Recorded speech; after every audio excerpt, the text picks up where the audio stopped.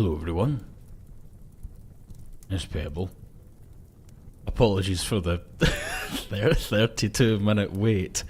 Dear God. Yeah, I had a knock at the door, and I was all of a sudden very busy. Just a neighbour, so I figured I would give them a hand with, you know, what they needed before I started the stream, and it ended up being a lot longer than I thought it would be.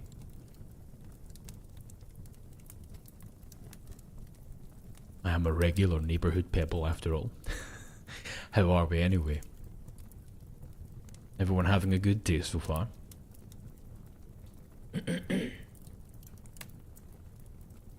Oh, goodness me, we've already got a few throne gifts. Let me see here.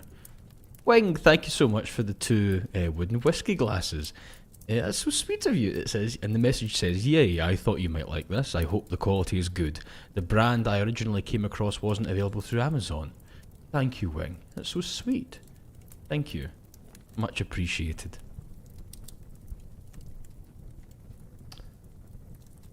Oh, hang on, we have some messages too. Violet, congratulations on being a member of this little community for 7 months. 7 months, that's a long time. It is, almost as long as we've been doing the streaming for. Congratulations, my dear. Congratulations. Silver, thank you so much for the $2. Hello, pretty Scottish man. Not pretty, don't know who you're referring to, but hello. How are you? Hope you're well.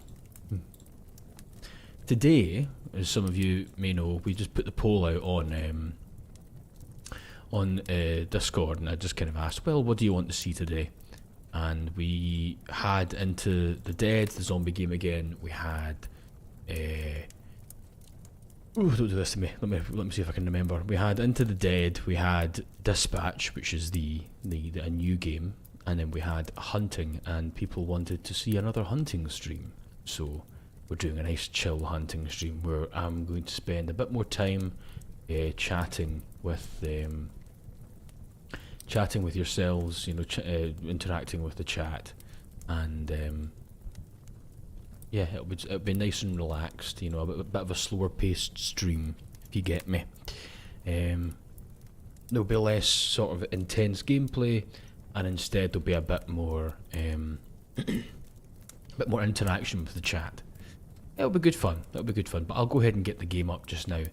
Thank you again for the $2, Silver. Favourite pet name? I have no idea. I have no idea. Can't say that I've ever actually given it any serious thought. But yeah, I don't think I've actually given it any serious thought. No. Oh, there goes my chair from my heavy ass. As it's a hunting stream, I have opened myself a can of beer, of which I am drinking from this glass because, you know, hunting and stuff. It is just Bud Light because it was the only thing I had in the fridge, and it's low carbs, which is good for me right now because I am currently on a cut, you know. But yes, let's get the game going. But yeah, I'm thinking just like a nice chill stream. We do some hunting, drink probably a singular beer, perhaps a second one if we have enough time, and yeah, just catch up, you know, spend a bit of time chatting, a bit of time shooting the breeze, as the cool kids say. Right, now let's go ahead and drag little Pebble down a bit because he is quite high up. That'll do. Yeah, that'll do. Right. Very good. Let's continue. Peb's looking real shifty with that rifle. He is, isn't he? Spot different fur types on black bears. It's been a while since we played this. I've forgotten every single control. Right, let's see. Inventory. What do we have? Ranger, so we've got a 243 bolt action rifle, that's fine. And we've got the Grelk drilling rifle. And the good thing about a drilling rifle is it is a double barrel shotgun, which you can put in, you know, your 16 or 20 gauge shotgun shells, and that'll take out things like fowl, rabbits, small game. But it's also got a third slot in which you can fit a rifle round. I don't know if I can maybe show you this. There's a third thing in the middle, and you can put a rifle round in there, and you will normally put in a larger round that will take down like your moose or bison or etc. So, get into this game, shall we?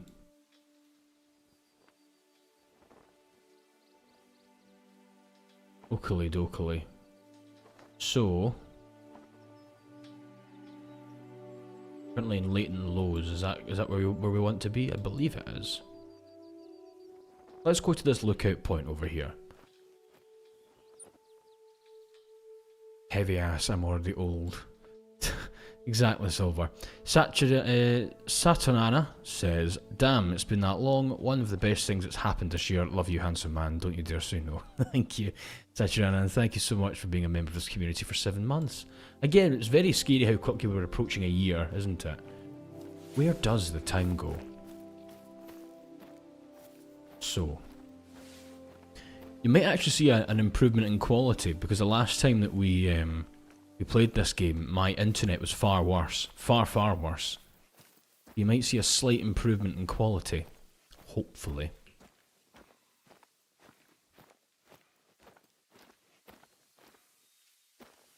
Oh, there's a moose. Again, I've mentioned to you that most shots, at least when you're hunting deer, are taken within 0 to 100 meters of it. So you'll get within, say, 150, 200 meters, and you'll stop walking, and you'll start crouching, and then when you get within that sweet spot of 50 meters, you'll be on your belly, you know, on your belt buckle. Violet, thank you so much for the $5. Pebs, do you enjoy the holiday season? I love Halloween and Christmas. I absolutely love Christmas. Halloween, I have mixed reviews of. In fact, I believe personally that Halloween is just a speed bump you have to get over to get to Christmas. But I've been informed that it's not exactly a popular view. I'm going to have a wee zesty drink in my beer here.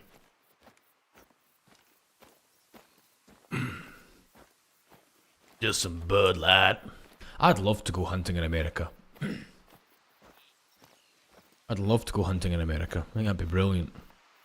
Some of the reserves that you guys have are fantastic. I would love to give it a whirl. Because obviously Scotland's quite small. England's all right for hunting grounds, but Scotland's the best. Scotland is the best place to hunt in the UK, hands down. Hands down.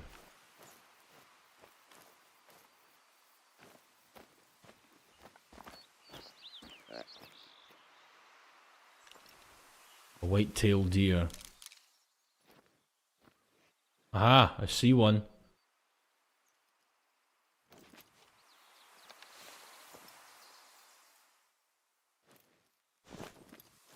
Right, let's see, what's the wind at? It's gonna be a quick start to this already if we already bag a deer.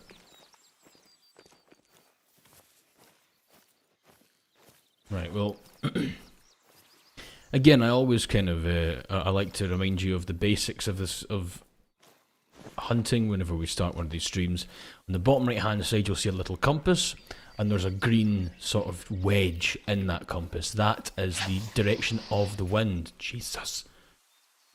That is the direction of the wind. Now, the reason that that matters is that the direction that that green wedge is going is the direction that my scent is being carried. Which, if you are trying to hunt a deer, they will smell you far before they see or hear you. In fact, that goes for most animals. So, what you want to do is you want to be walking with the wind in your face. So if you're stalking an animal, you want the wind to be blowing in your face, so your scent's going away from the aminal. Oh dear. Hello, literally, oh dear.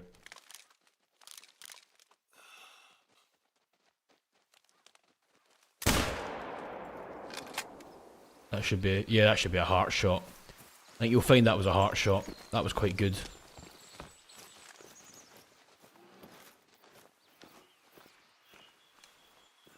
There we go. Good first shot. Oh yeah, look at that. That's come straight into the bottom there, and that's clipped the heart, and it's clipped the right lung. Fantastic. Very good. That was a great first shot. Do not think I could have done any better myself. T, thank you so much for the £10. Thank you so much. It says, I can't be very active in chat today because busy with festive things, but I hope you, Peb, and everyone is having a good day. Thank you very much, T. And again, T's working very hard on getting us some lovely merch around time for Christmas, so please be sure to give them some thanks. And again, we've got their throne in the description, so if you want to help me treat them to some thank you presents, then it'd be greatly appreciated. Silver says, Pebble could hit me with the butt of the gun, not gonna lie. That's up there with people, I have to say that is up there with people saying like, oh, I really like Jason Voorhees or Michael Myers, or, you know, like, you know, people like serial killers saying like, oh, Pebble could hit me with the butt of his gun and I'd be happy. Moderately judging you there. I am a disapproving father at this moment. Right.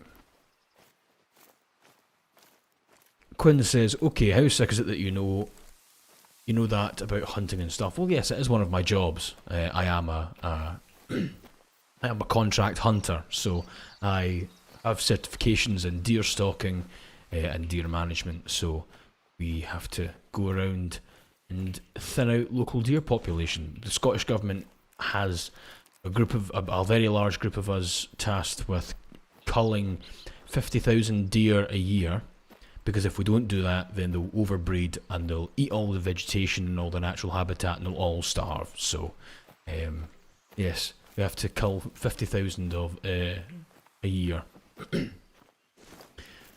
Which obviously I maybe bag, I don't know, 100 of that if I'm lucky. That's being generous. Probably say I'm less than 100 deer a year personally. Way less than 100.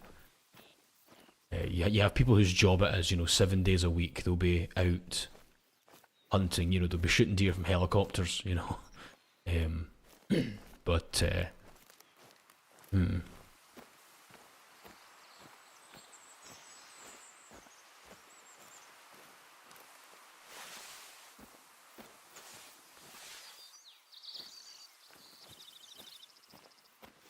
oh dearie me.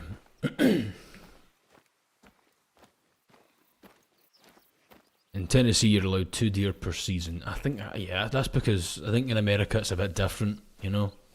Rules are a bit different. In Scotland, deer are a lot more invasive. It's a case of you have to take out as many as possible, as long as you've got permission from the landowner, mind you.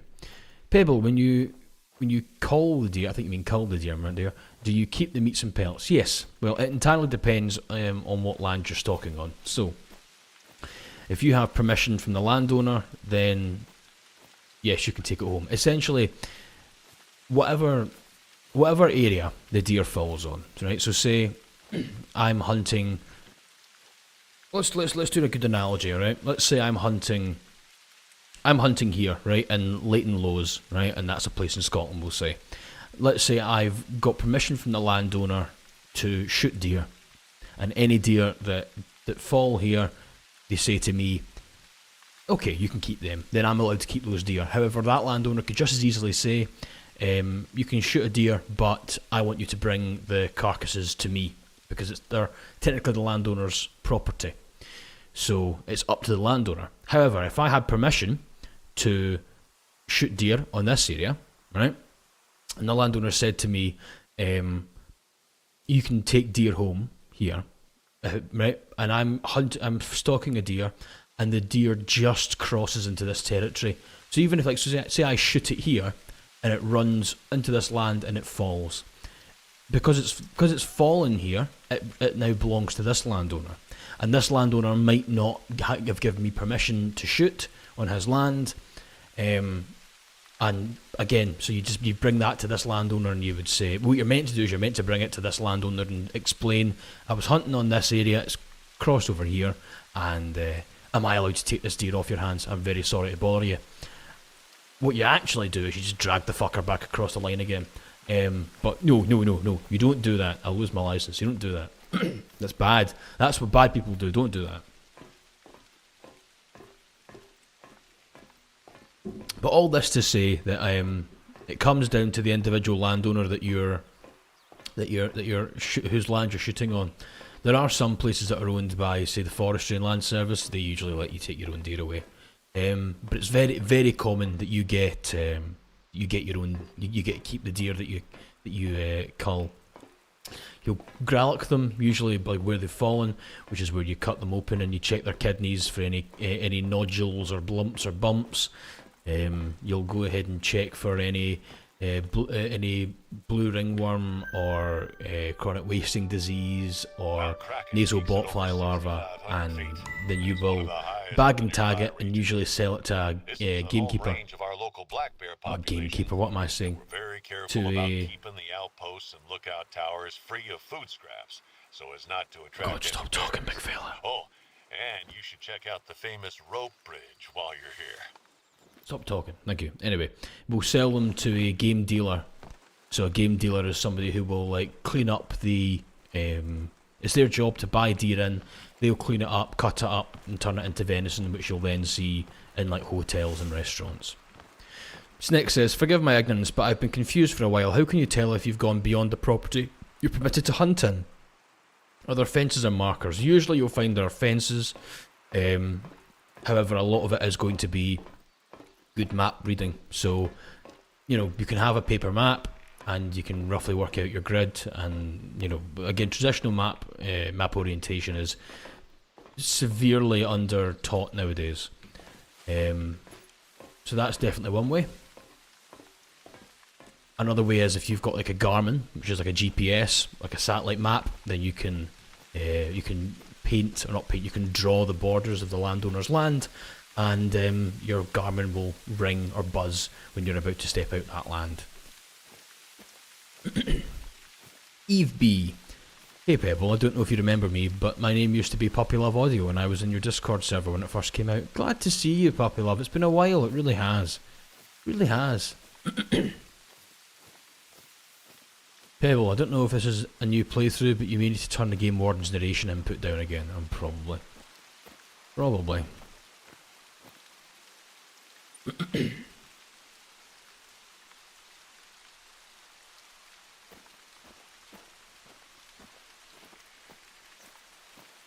You have to be very good at orientation. You don't have to be, but it certainly helps. I mean, I would say I would not put someone forward for their deer stalking certifications if they can't work a map. I would not, by any stretch of the imagination, want somebody stalking by themselves or with a pair and they don't know where they are, because you could be out in a group and you could say, right, I'm going to go west, you're going to go east, we'll head down to this grassy bank, and then you cut down and come and join me, and they could get lost. All of a sudden a deer pops out and it's off to their west. They take a shot and then you feel a round whiz above your head because the guy's let himself wander off and got you kind of in his crosshairs. Right, so here we go. So right now that is facing away, which we do not want. That is not an ideal shooting position. We want them either fully facing or leaning slightly towards, because that gives us a better heart shot.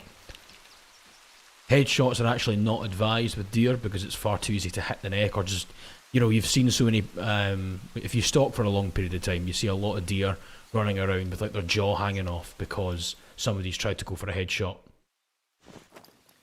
Let's get a deer call, shall we?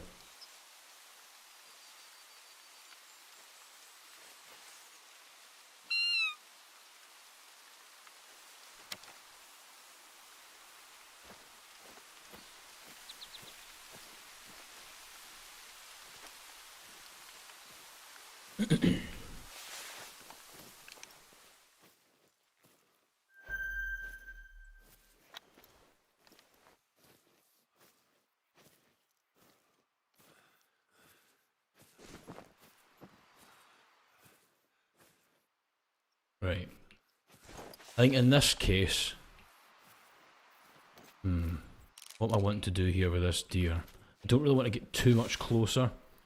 Let's go ahead and take the inventory. We should have a white-tailed deer lure. 4. Thought so.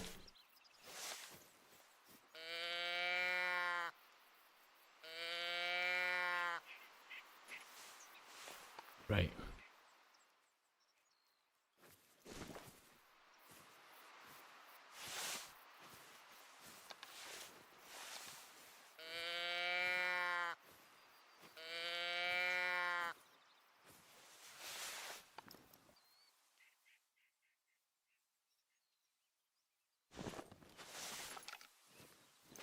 Right. I don't want to do a headshot because that's going to destroy the trophy organ.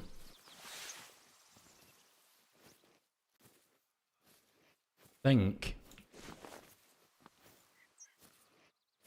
Do I need to do a headshot on this one? I really don't want to.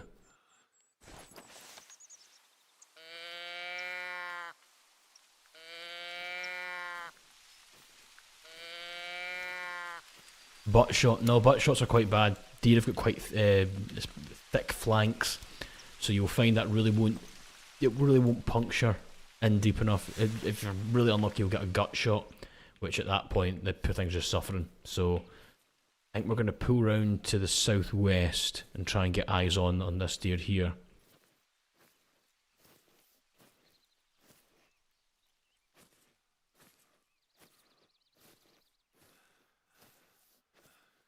Right. So we're going to quickly swap round to this tree line. Then we're going to drop into the prone position if we can.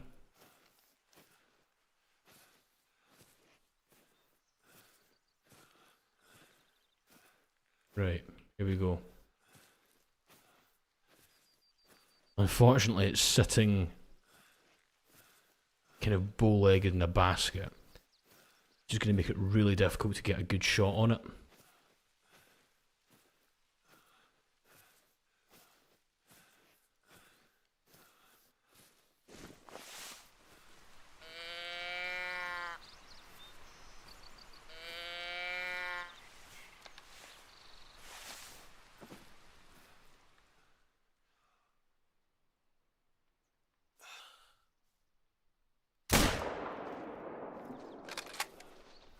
That thing's going down. Right.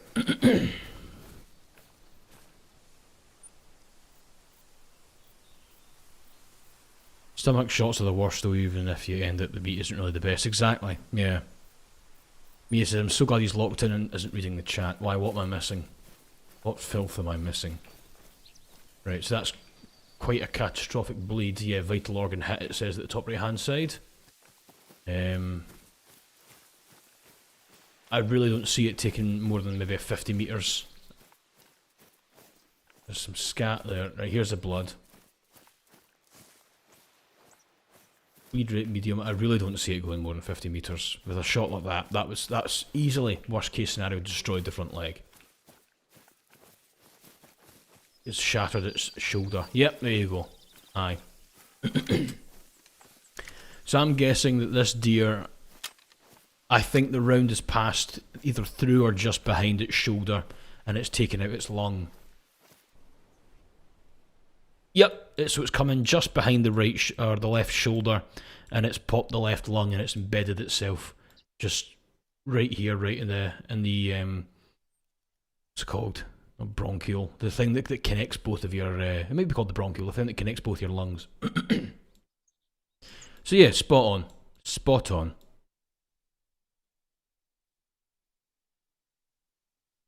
So yeah, that's quite a good. That's a very good shot, even. So we've managed to miss the bone, and just yeah, very good. Pebs, you missed Destiny's message. Let's see. You missed my anniversary message. Hang on, let me see. Scroll back up again, see if I can find Destiny's message. Am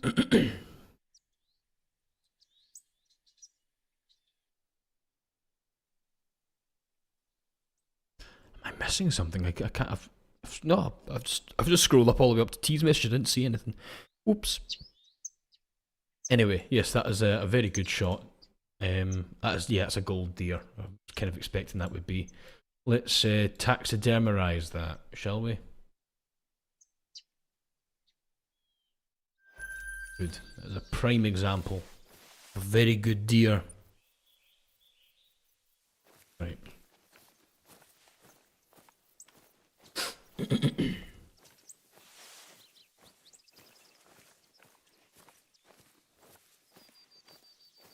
Chat is thirsty and the man is just trying to info dump on his hunting skills. Is Chat being thirsty? I had no idea. Silver says the hunting skills are part of what's attractive. Do you know, I've heard that recently. I've heard that.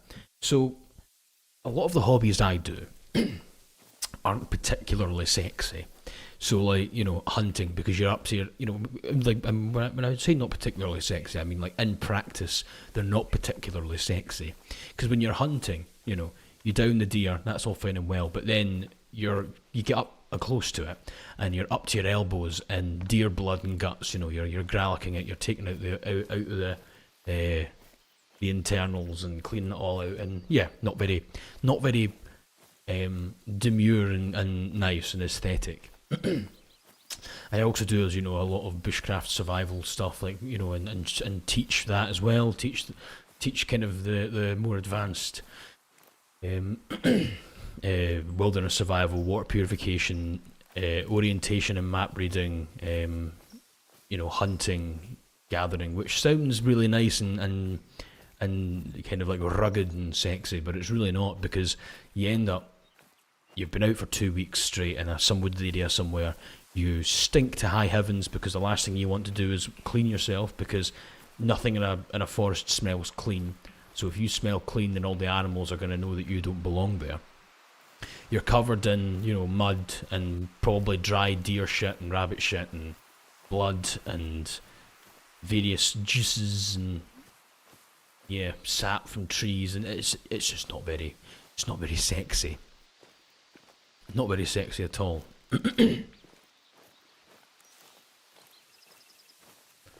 Yeah. And even things like gardening isn't particular. I mean, I suppose gardening could be kind of sexy. I do have quite the sexy set of gardening gloves. Oh yes. Maybe I'm old though, and I'm old and I get impressed by that kind of stuff. Argus says it's not about the hobbies, it's about the passion and excitement for a craft. I'll take that. I will definitely take that.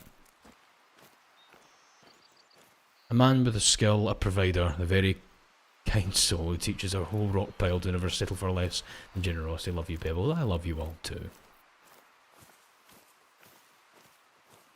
Why does it have to be sexy, says Magpie. The only reason we're talking about sexy is because apparently people were thirsting over me, I believe is the term. So you see here, actually, this is a very good example here. Bitches, bros and non-binary hoes, which is probably a modern way of saying ladies and gentlemen. You see this line right here on my phone. This is a boundary. So you would see this on, like, example, you know, just your GPS map, your Garmin or what have you. I use Garmin. I absolutely love it. I've got a Garmin, I think it's like a G76i or something like that. It's brilliant. Laddie, thank you for the $5. I am not being thirsty. I wanted to know more. Let's see. L wanted to know more about topography and geology. I was simply giving my knowledge. See.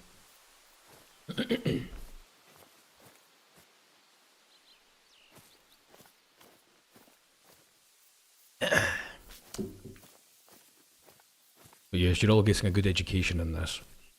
Hope you're taking notes. There'll be a test at the end.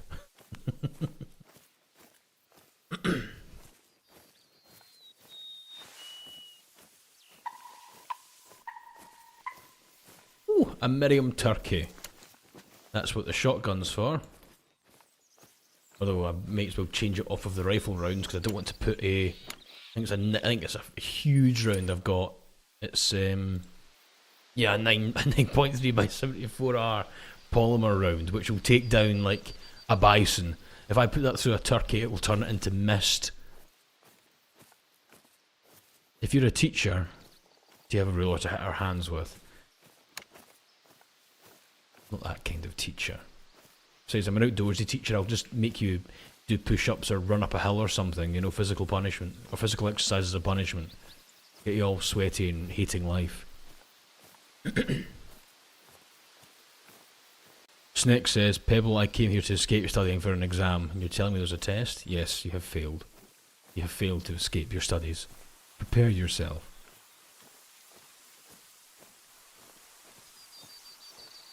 Oh, a black bear. Fantastic. That should help us find the first sample that we need. Spot 3 different types of... Yeah, that's right. I've got a wee catch in my throat. I don't know what it is. That's why I'm clearing my throat so much. I just can't get rid of it. I don't feel ill or anything. I just can't get it out. Yeah, there we go. That's done wonders for the old sex appeal, hasn't it? Sound like Yoda. Right, black bear.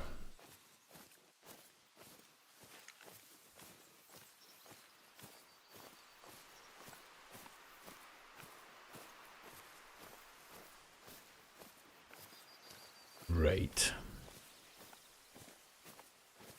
This looks like, yep, moose droppings.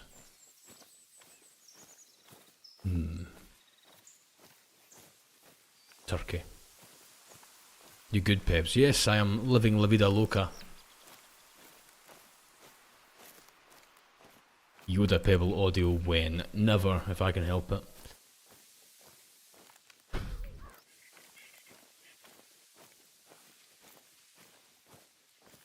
You need Jack Daniels and honey, it works wonders. Do you know, I'm not a fan of Jack Daniels. I never thought I would say this, but I'm just not a fan of Jack Daniels. Oh, look at the little wabbits. I like proper whiskey, which sounds a bit snobby, and it is, I suppose, a little bit, but you'll forgive me, won't you? Very good.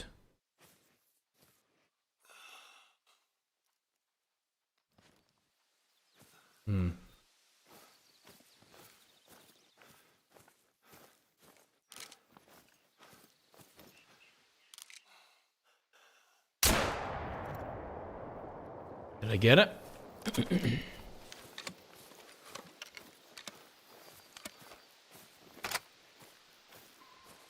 I believe I got it. Have some molten wine. Molten wine? Like lava wine? Right. Did we get it? We did get it. That's not going to be a very clean shot though. So, a thing with shotgun rounds, I'm sure most Americans will know this. Yeah, so unlike a rifle round, where one projectile comes in and out, shotgun rounds will fire out pellets that will spread out to a disc about the size of a dinner plate. And it's that sort of smattering of shot, that's what it's called. It's called, like, the little pellets here are called shot. Yeah, that's why it's called a shotgun. Well, yeah, they'll pepper smaller animals. It's a good way to take down smaller animals because it creates smaller wounds, whereas if you put a rifle round through this thing, it will cut it in half. It looks like we kind of... I don't know how we killed this thing. Oh well. A win's a win.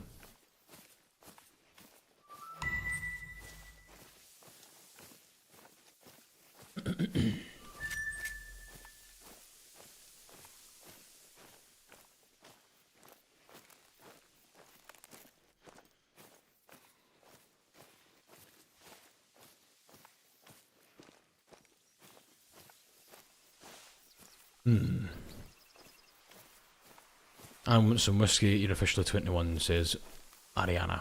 Whiskey's fantastic, but it is something that is somewhat an acquired taste. Even when I first tried whiskey, my papa gave me some when I was very young. You know, stuck with a wee dram, or a wee sip of his dram. I hated it. I absolutely hated it. I always imagined that things that looked that kind of lovely amber colour would be super sweet, you know, like drinking liquid honey. And it was horrific to drink. It burnt. And it was only through persistence and actually kind of forcing yourself to enjoy it almost that you begin to really enjoy it. And every now and then, if you're not in the mood for a glass of whiskey, that goes for any spirit, you know, you get that sort of petrol, gasoline taste that you have to fight to overcome. But if you enjoy it and you do it and you drink enough of it, then you'll notice that sort of whiskey, petrol-y, alcohol-y, ethanol taste doesn't register, you know. But everyone has off days, and sometimes you just can't get by that initial ooft of the alcohol. But yeah, whiskey is Pebbles drinking Everclear when. Been there, done that. I don't see the hype, to be honest. I really don't see the hype. I used to drink straight vodka with a few Polish friends when I was in university. Their grandmothers would make them, and they'd bring them back in, you know, random, you know, like bottles of like champagne or whatever, just whatever bottles were on hand. The grandmothers would fill up with vodka. Brilliant stuff. Brilliant stuff. Oh, kept it in the freezer. Went down like water. Lit a fire in you. So warm that you could walk shirtless through the streets of Glasgow at 1 o'clock in the morning in winter and you'd be roasting. It was brilliant for turning on the old internal heater. I used to take a wee flask of some whiskey and also some of my mate's grandmother's vodka when I was doing my survival instructor qualifications.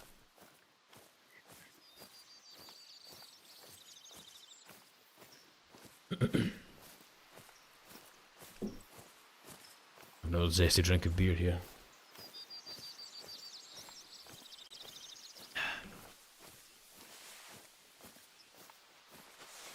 Just so peaceful, isn't it?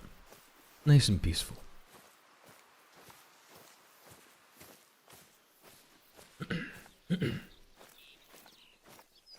Bailey's is good, but it's too thick. Oh, Bailey's is delicious. Bailey's is a Christmas drink. Yeah, Bailey's is a Christmas drink. In Britain, Christmas is the time where everyone gets absolutely paralytic on whatever drinks or wines are on hand. And I'll tell you right now that last year I looked forward to Christmas because I sat down with more or less an imperial pint of Bailey's, and myself and a friend of mine polished it off quite quickly or quite early into the day. Oh, hiccups! Quite early into the day we polished that off, and it was a fun Christmas. Do you drink eggnog? We don't have that over here, and I'm quite grateful for that. I'm not really a fan of the sound of it, to be honest. I drink a lot of mulled wine at Christmas time, and again, I do love my whiskey. So, absolutely love my whiskey. I treat myself. I get myself one nice bottle of whiskey at Christmas time. That's my Christmas present from me to me, because, you know, Christmas is a wee bit lonely when you're older. You don't really get a lot of presents. I don't really spend much time with my family, so I don't really get anything in that regard either. So I'll get myself a little present for Christmas and I'll wrap it up and then I'll pretend I don't know what it is and I'll open it.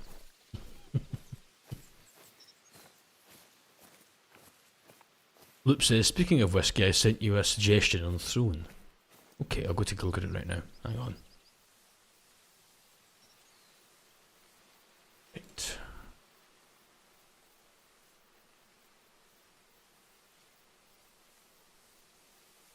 Yes, one gift suggestion. I have it here. Birthday gift set for men. A decanter. Very nice. Very nice. Very nice indeed. I'll put that up.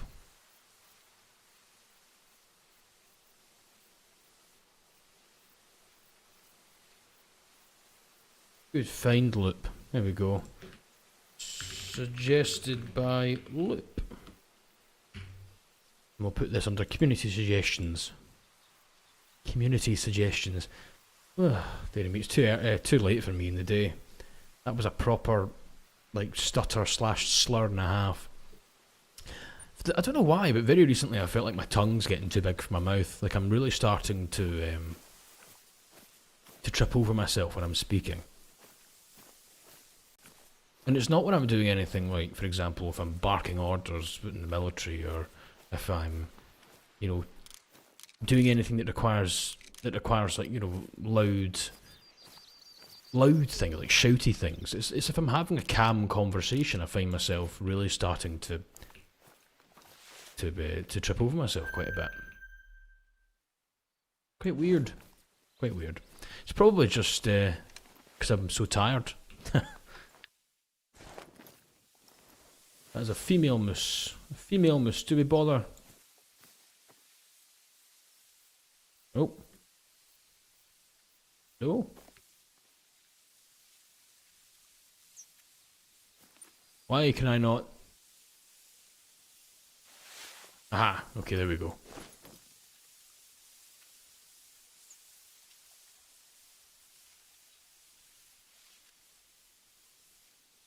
Let's see. Hang on.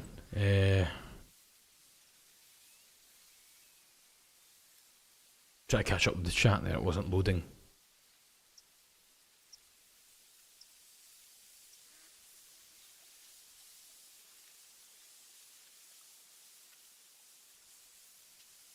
E. Come on, work.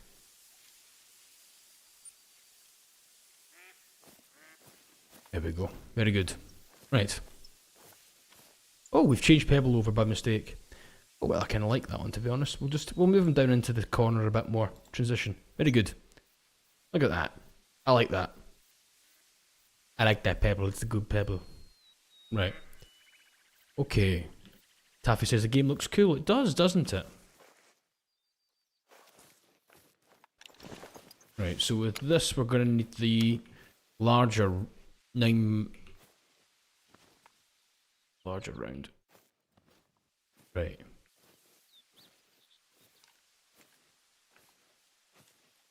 Right.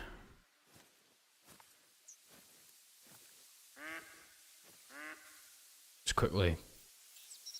Yeah, bring my stream thingy back up again. Very good. Very good.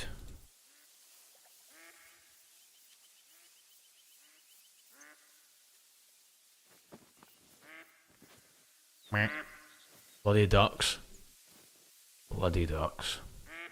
Bloody ducks. Go away. Go away. Go. Oh, stop. No. No. No. Oh, shit.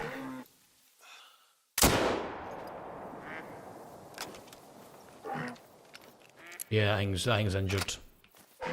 Sorry. Oh dear. Hey buddy, what's going on here? Ah! Ow! You bastard! Hang on.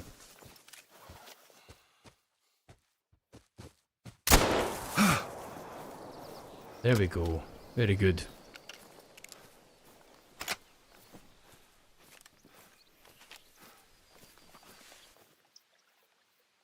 Yep.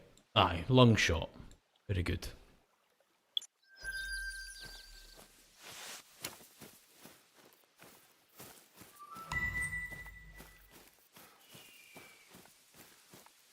Right.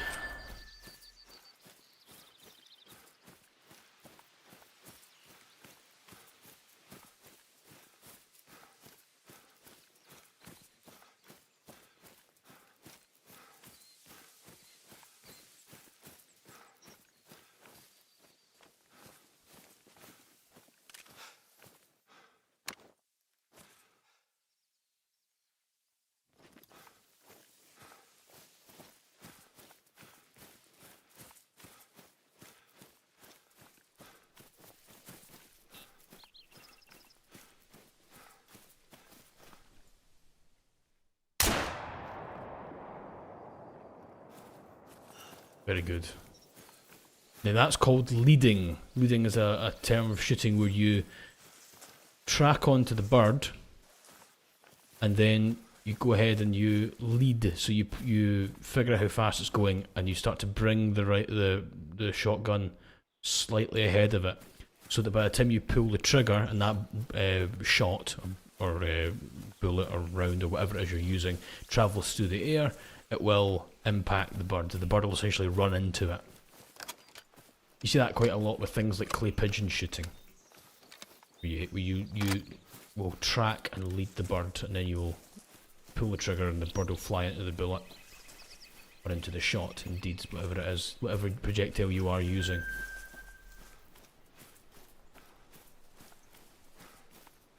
The bird, any fun glitches? Yeah, there's a not so fun glitch, Nota, like this one here, where if you shoot a bird, the carcass will not remain.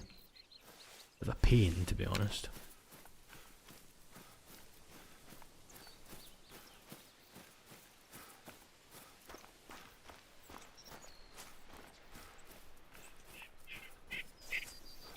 A bear, very good. Exactly what we need right now is a bear.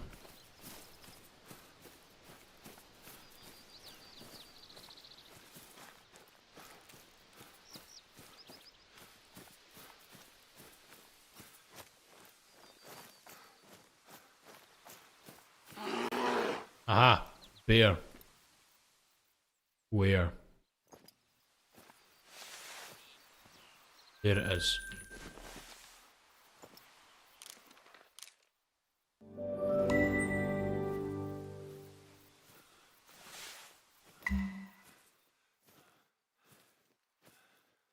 What's the next objective then? Travel to Hope's camp, right. Well, we're going to take this bear down first.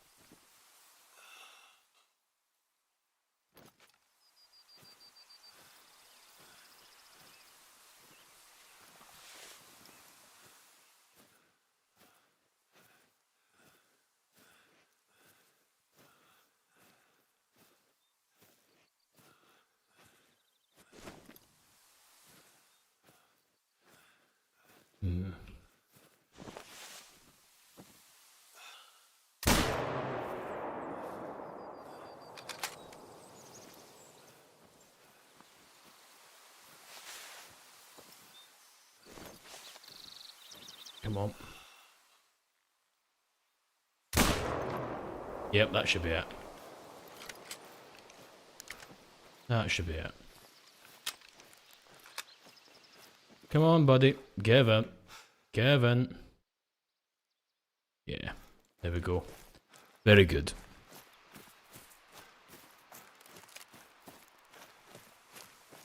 Only you can prevent forest fires. Shut up, Smokey. Little bastard.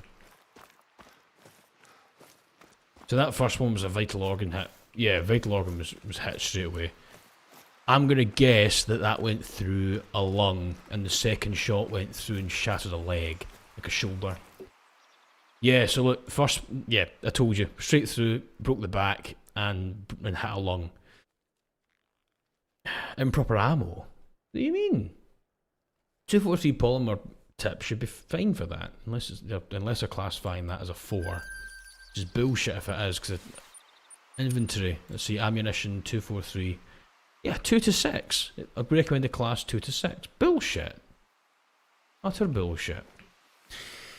Well, that's just skill issue, isn't it? Right, Hope's camp.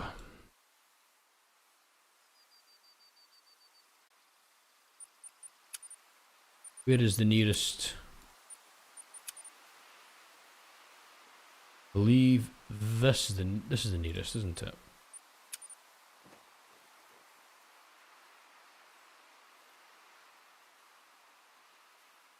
I would like to petition for Pebble to do a crocodile hunter impression. What's a crocodile hunter impression?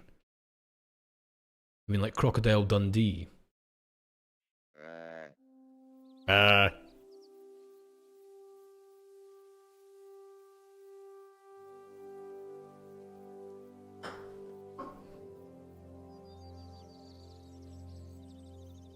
Steve Irwin.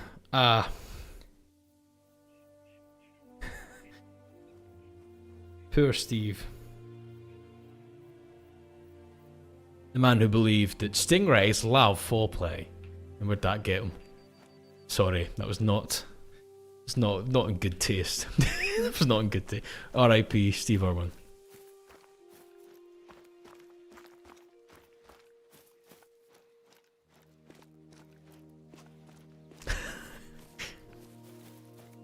Too soon. Didn't he not die like 20 odd years ago? Or like, all coming up on 20 years ago? I mean, his son's like a full grown man now in his 20s.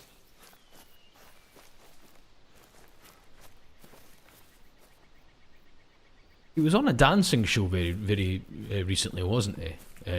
Robert Irwin.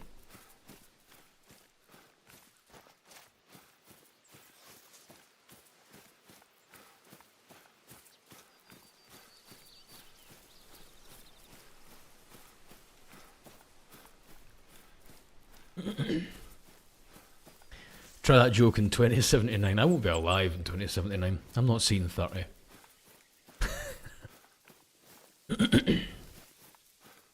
If the carcass isn't healthy, what do you do with it?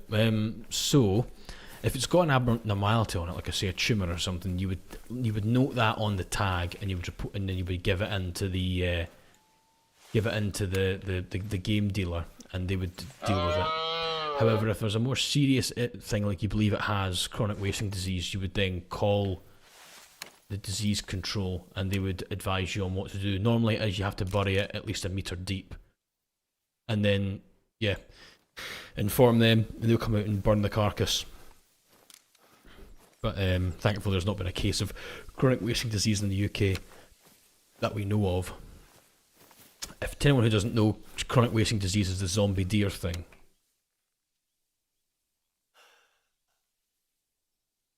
I could have had you. I could have had you if I wanted to, but I am feeling very demure and forgiving. I don't know why my voice shook so much when I said demure.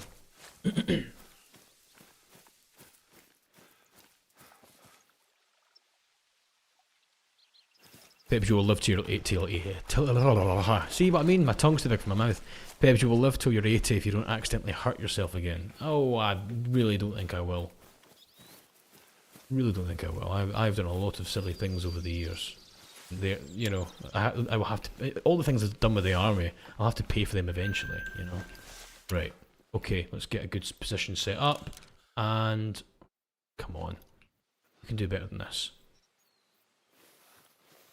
Right. This is one of the most perfect shot positions you'll see. You will not see a better position than this. This is textbook.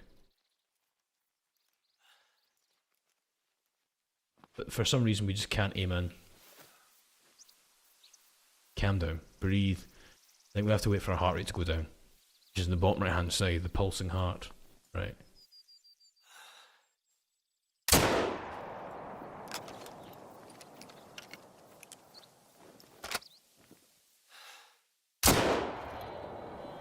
That should be it.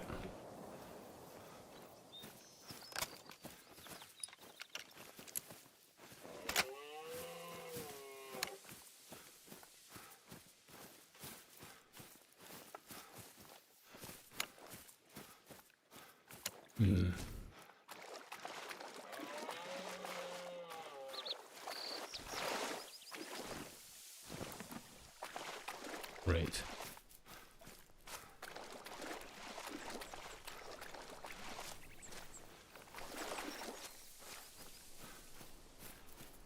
Oakley dokley, I'm going to think this is going to be a medium blood flow. Bleed rate low. Bleed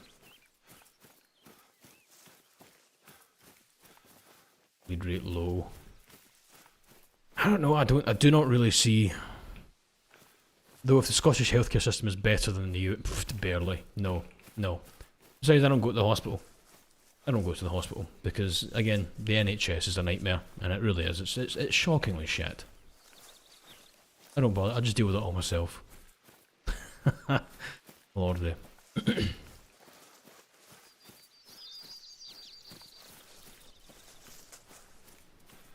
Right. Again, bleed rate low. I'm not liking this. This might have us trekking for quite a while. On the bright side, we're going straight towards our objective. So, you know, benefits and positives, etc. There it is. Very good. I knew that I'd done well there. Mating call for a black bear. Very good. Confirmed trophy. Ah, see, told you, long shot. I know what I'm doing. I've never hunted a moose before because they're not in Scotland, but I know basic anatomy. Hey Pebble, Suchiro has a question he wanted to ask you. Shoot, Suchiro. Sorry, I'm trying my best to read the chat. Let's see. He missed my question. So let's say, let's see.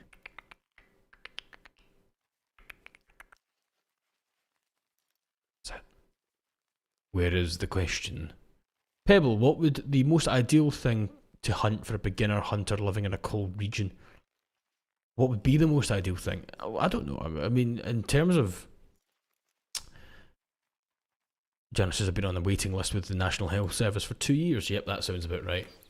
I could tell you horror stories about my time with needing help from the NHS, but I won't.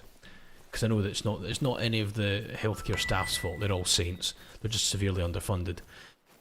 The best thing to hunt for a beginner, probably rabbits or something small. You know, you want to hunt something small to begin with. You want something that's relatively easy to dispatch. You know.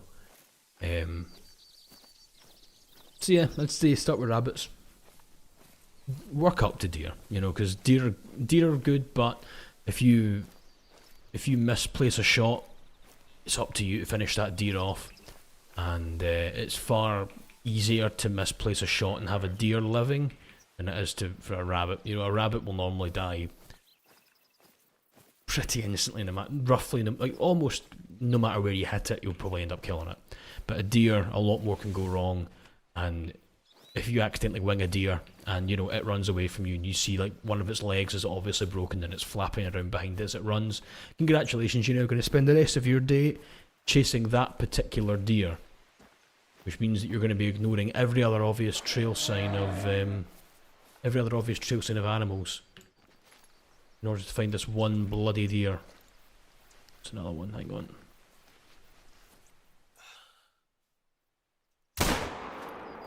That was a bit low for my liking, but we're going to commit. You see bigger rabbits. Hares, Sachiro, do you mean hares? If someone would chase me in the woods, says Silver. Behave. Good cardio though. I'll chase you through the woods for cardio.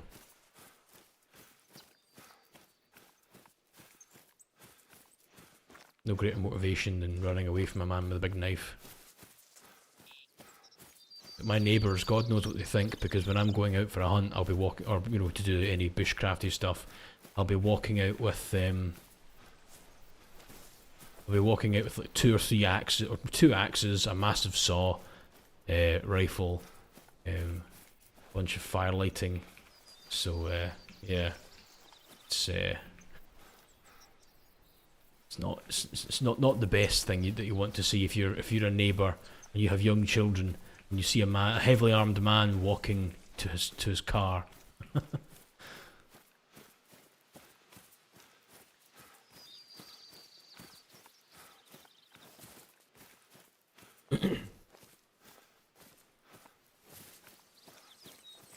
Right. Dear scat.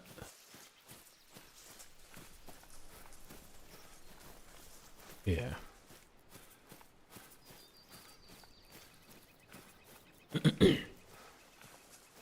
But your neighbours are really nice to you. Yeah, yeah. Let's say that I've never had any complaints about, you know, being a bit late taking my trash cans in, etc. You know, no one's ever picked me up on being maybe a day or 2 late taking my trash cans in. I think maybe they know better. They don't want to chance it.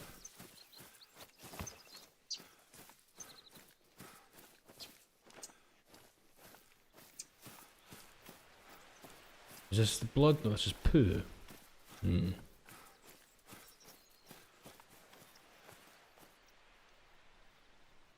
Hmm. Argus says, I think what's funniest is that you're armed to the teeth, but you've got such a cute, mischievous face. It portrays your threatening aura. Exactly. You never see me coming. Never see me coming. He has an axe, keep talking. Well, I've got two axes actually. I've got a bigger felling axe and then I've got a smaller hatchet that I use for whittling.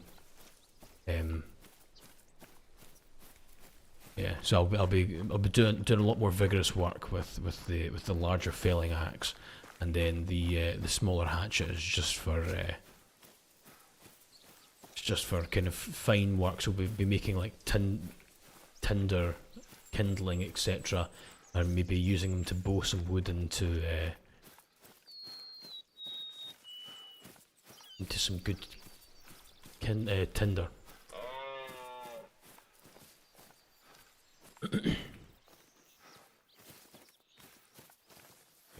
Again, this thing is for an animal that took a critical shot. It's certainly moving. It's hauling ass. It should be. It should be quite dead by now. If I'd caught it anywhere significant.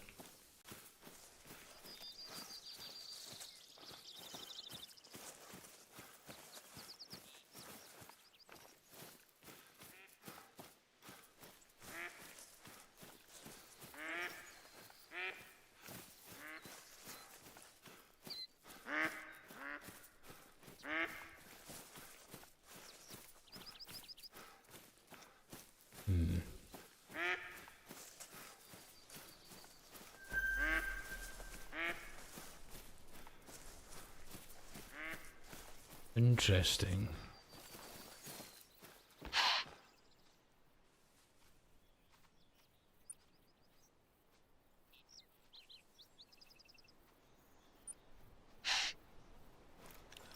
Come after me with both, please.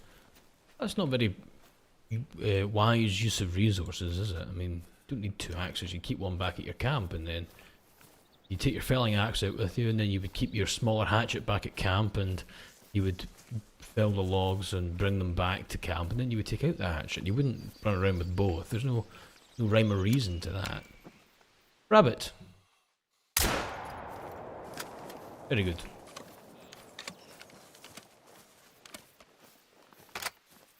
Oh, a deer.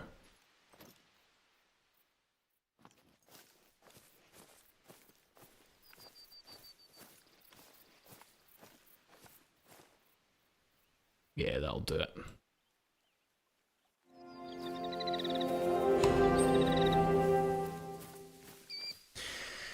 We'll do what I promised not to do, and we'll just abandon this bloody moose, because it's obviously, I've just winged it, because I've shot too low. I probably just clipped some of the skin. Pebble out here taking apart casual thirst with logic. Oh, was that meant to be thirst? Right, I see. Well, apologies.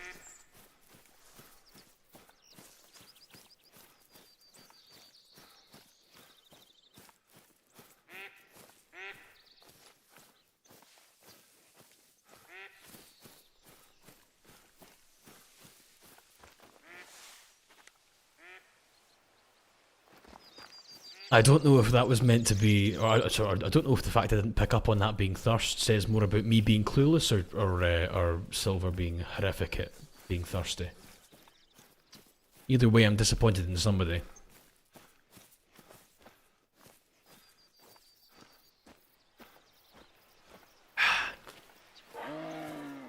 Nice wee sip of beer there. Very good.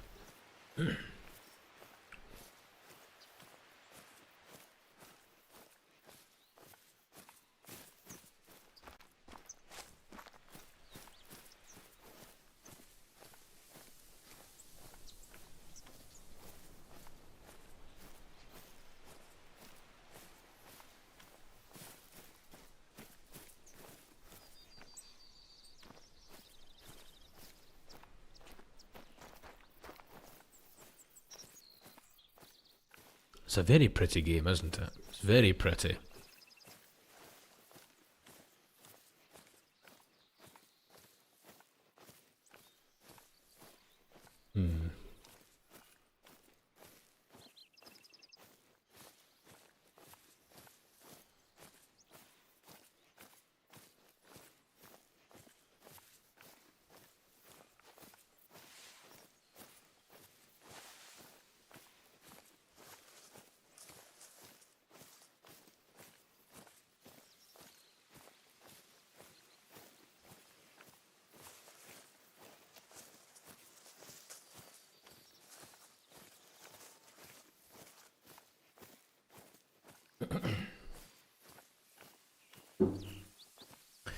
I am battering my phone off of my sort of, well, makeshift desk, we'll say. Makeshift desk. Pebs, I have a question. Do you ever go back and watch your own live streams? No. In fact, I try my best to forget about them as soon as I've done them, because I don't like listening to my own voice, believe it or not.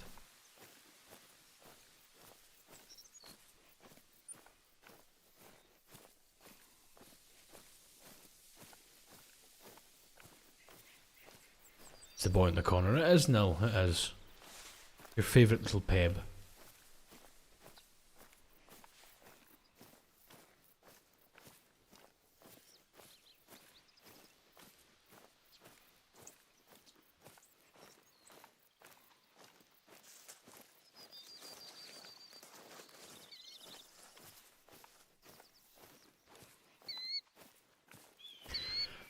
Such a calming game.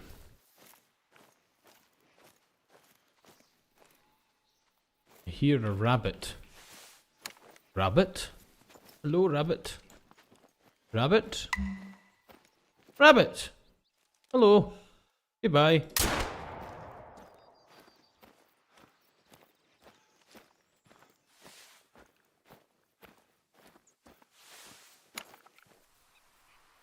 Oh, very good.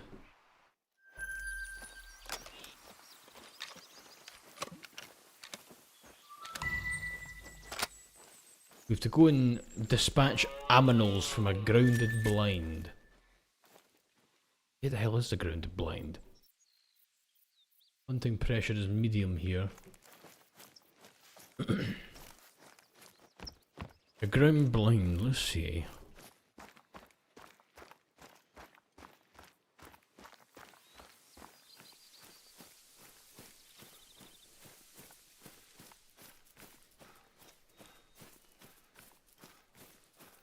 So they want us to get to construct this ground blind and then just wait in it for animals to walk by. Build. Hunting structure unlocked.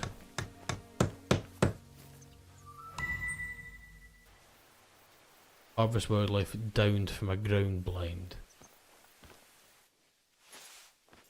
Okay.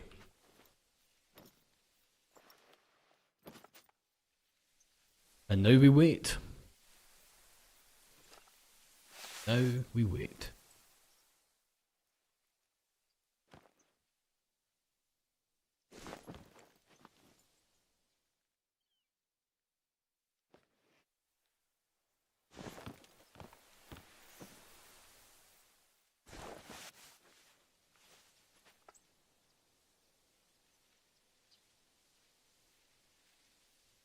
Kiwi says, that is the cutest thing I've ever seen in my life. Oh, I remember that, yes, and then it gets hit by an arrow, yes.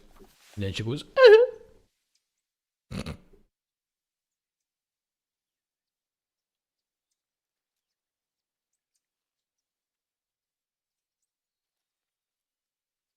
don't think that's right, lads. I don't think it takes 40%. I don't think you're quite right there. Oh? What aminal? Oh, a moose.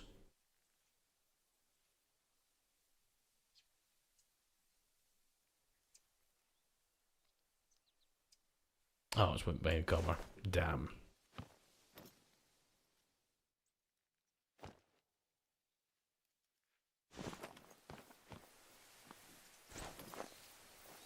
Pebble, for the dogs you prefer, donations on Soda Bank. I would rather that everyone saved their money. I would really rather that everybody saved their money and kept it for themselves. But yes, I am trying to save for a dog. I miss my friend. I used to have a best friend who was a dog. He was my best bud. And I told myself when I got in a better financial position I would get another. I was always surrounded by dogs when I was younger. Always, and I loved them. But what with losing my job and everything, yeah, unfortunately.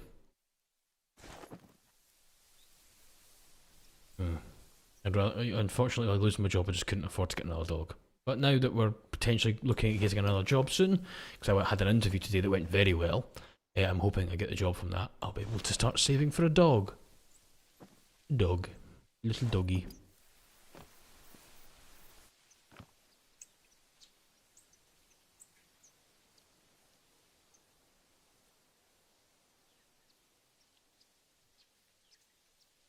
I think right now, if I look at throne, Taffy says 30%. I think that's right, Taffy. I think you're right. Who's given to the best friend fund so far? Woozle has, that's right. Woozle and Loop have given to the best friend fund so far, which is very sweet. I just put the number in for like, or put in like a number for how much it would cost to get my hands on a dog. You know, I haven't factored in things like getting it microchipped and taking it to the vet. I've just kind of I've just costed up how much it would cost to actually buy the dog. But we'll figure it out one day.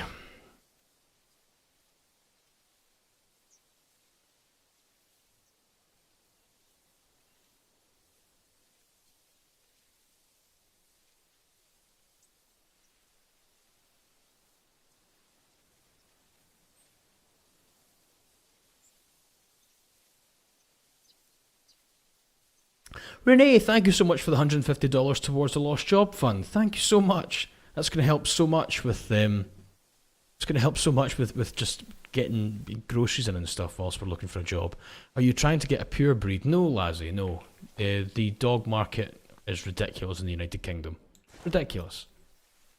Right now I can't afford to adopt a shelter dog, which is what we've done in the past, purely because I couldn't afford any large like vet bills, you know. Any large vet bills are just out of the question.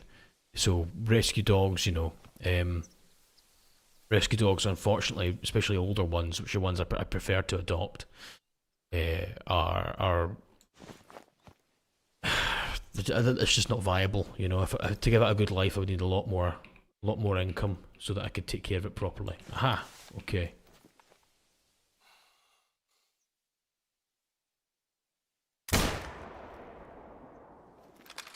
So that's kicked its leg out there. Hopefully that was... Let's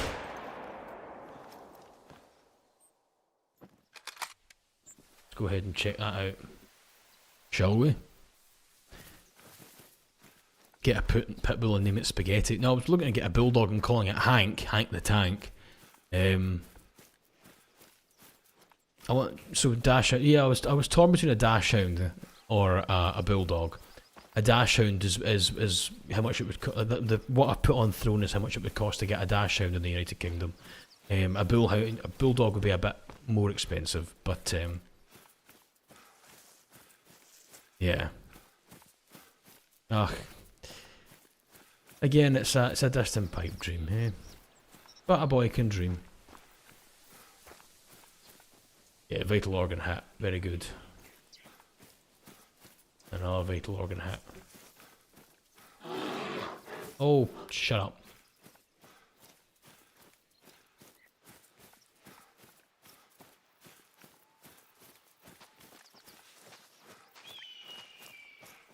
Come here, you little nerd.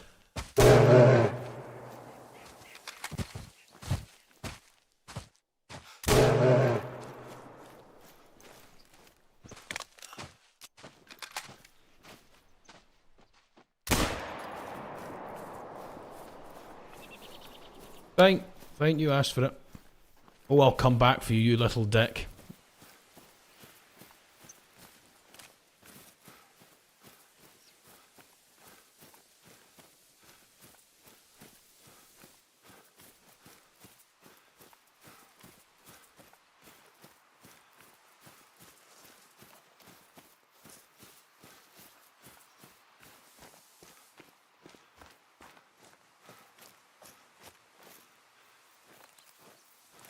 Aha! There's one deer.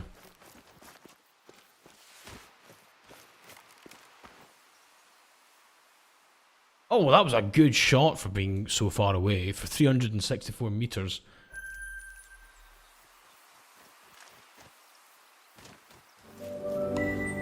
Harvest a black bear that was down within 40 meters. I do believe that we've already done that. Look at that. That is 2 deer, 2 long shots from over 400 metres or over 350 metres away. Yeah, you're right, Kiwi. I'm not really a fan of smaller dogs, but I think a dachshund was one that kind of... I like... They're happy little guys. But I think I am looking more towards a bulldog at the moment. I've had my run of big dogs for the moment, and it's... yeah. Is it better to donate to the Throne versus YouTube? Either way works, Maple. Either way works. It really does. It's both are sincerely appreciated. So it's just whatever works for you. Whatever works for you, my dear.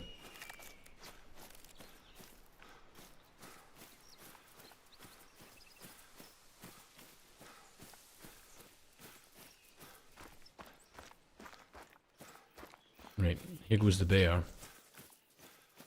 There's the bear. Very good.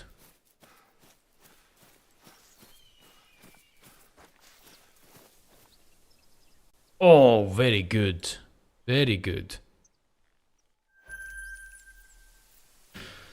Harvest 2 black bears down with a 270 caliber rifle and earn a quick kill bonus of 100. Right, well if we're going to do that, we're going to have to go back to a base and get a new loadout because we are completely out of ammunition.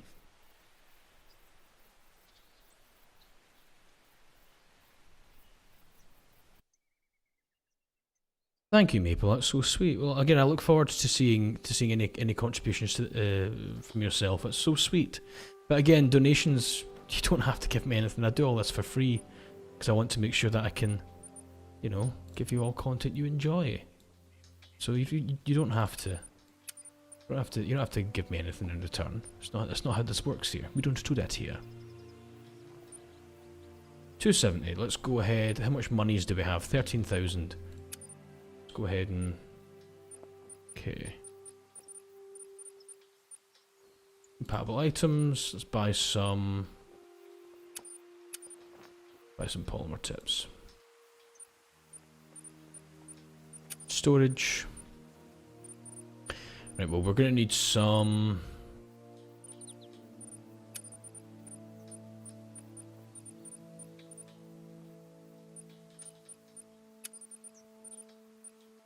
we're going to need some 243. And we're going to need... yeah, 243 we'll just do. So let's go ahead and... store. Ammo, rifle ammo. Let's go ahead and buy some 243 polymer tip.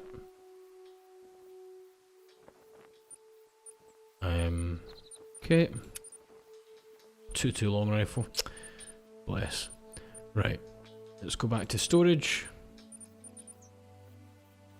So what's loadout 2 again? Save loadout. The loadout 3 we're going to need to stock up more ammunition. Very good. Let's go ahead and save. So what's loadout 2 right now? That is 30 odd 6. Loadout 1 is 243. Okay, let's get loadout 4 and let's put in the 270.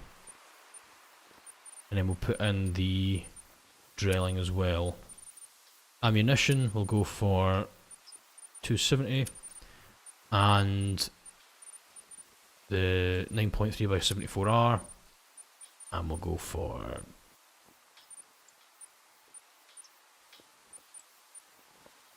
16 grade buckshot. Okay. Or birdshot, you've not buckshot. Take both scopes across. Both sighting units, depending on what you call it.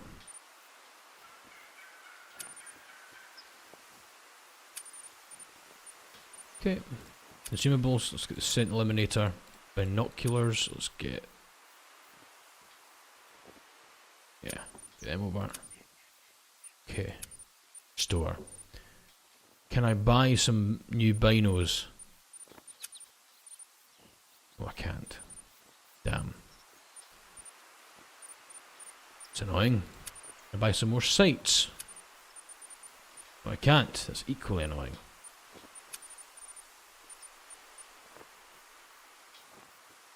Accept our love, Pebble. I do. I really do, and I'm very grateful for it. Right, let's go ahead and buy a little bit more 270 polymer tip. Right. Then we have to go and assign everything, don't we? So 270 is going to go here, drill is going to go there. We're going to put the ammunition in. Okay. Sights. Come on. Then we're going to put the binos in spot 3. Put the deer bleat in spot 4. Put the scent lure in spot 5. Right. Oh, where did the symbol go? Put that there and put the deer bleat in spot 4.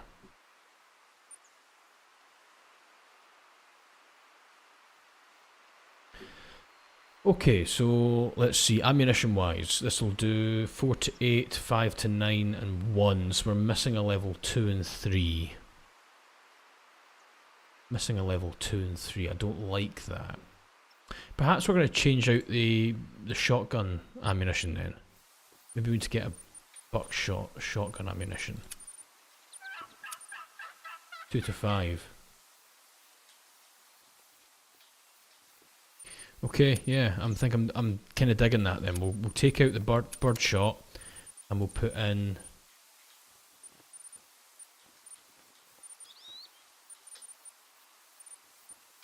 that. That should do us. Don't need 25, Lord. Oh, fine, whatever. Right. Okay. Ammunition. Let's go ahead and throw... What? Hang on a second. It only takes 16 gauge. Ah, that little chestnut. Right. Okay, my cherub, come here, and I shall give you the 16 gauge buckshot instead then. Are you quite satisfied now? Are you feeling happy?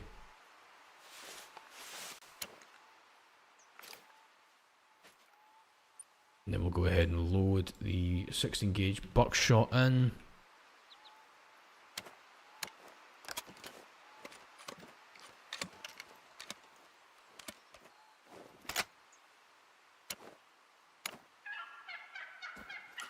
Right.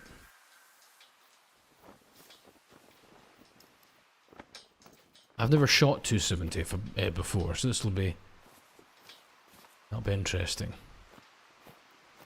Right, let's go ahead and harvest 2 black bears. And what would the best way be to get to a bear? Probably just walking along this trail, I believe.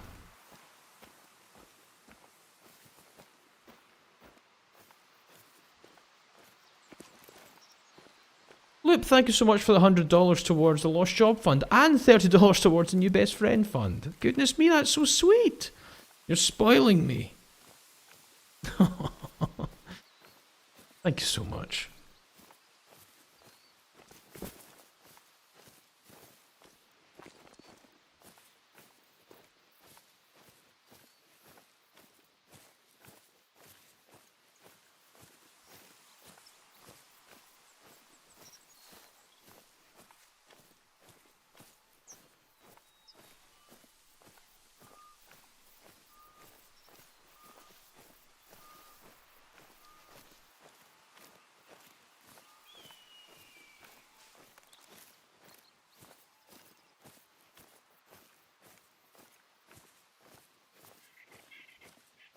Oh dearie me. What would he be uneasy streaming? Anything with water in it, which so far has been almost every single game that you lot have requested I play.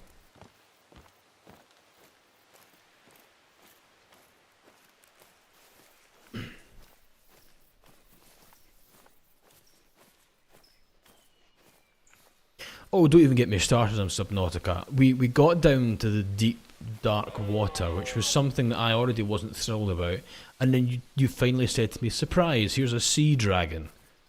Bloody huge.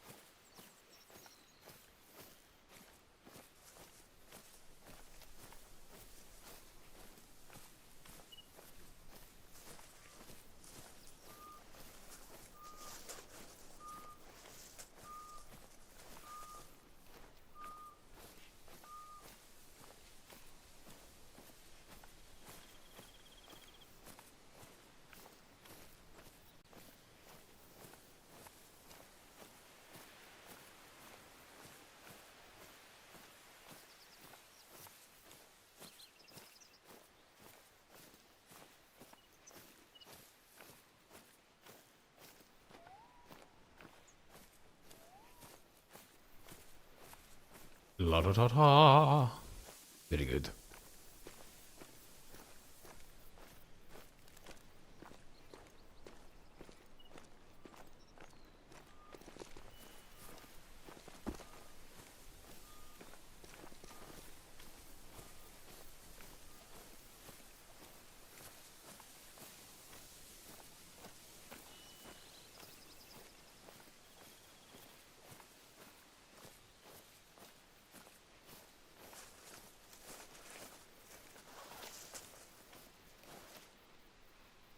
Oh, you're caught on a branch.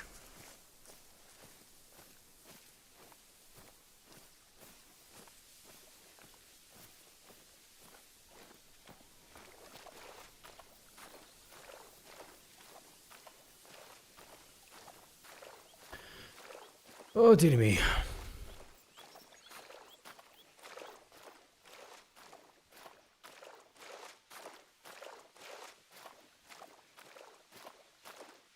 Da da da da.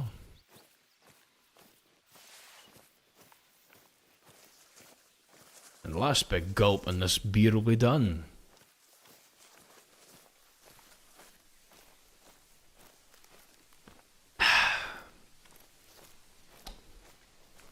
I'm really sorry, I'm going to be quite uncouth here.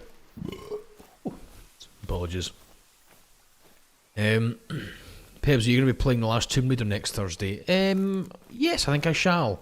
Pebs, we'll be playing Batman or Indiana Jones soon. We're going to play Batman Arkham Origins at Christmas time. Well remembered. Goodness me, I completely forgot about that.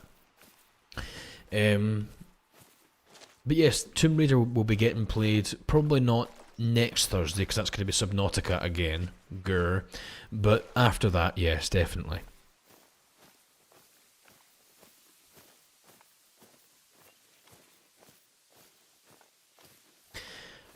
I'm going to get another beer in a minute, I think.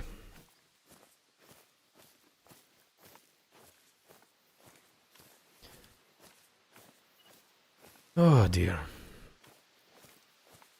Manisha's big ones and that. Well, I was trying not to burp too loud, Rose. Saying my Unista's bigger burps than that. Slint math. Slint math. Thanks, Ito. Oh, sometimes it amazes me that you can speak a tiny bit of Gaelic to me. I always get a wee pleasant surprise. You're so sweet.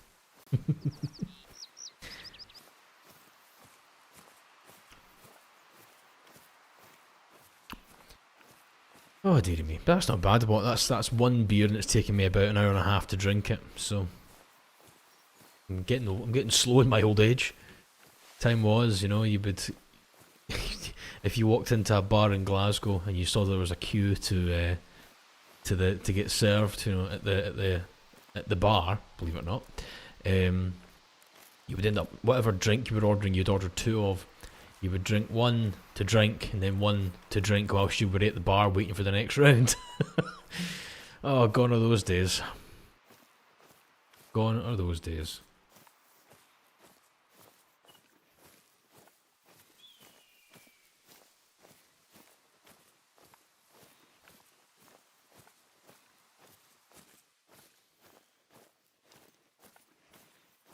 He says, Pebble talks about getting another beer. Kiddo sneezed right after that and I said, Nazdrawi.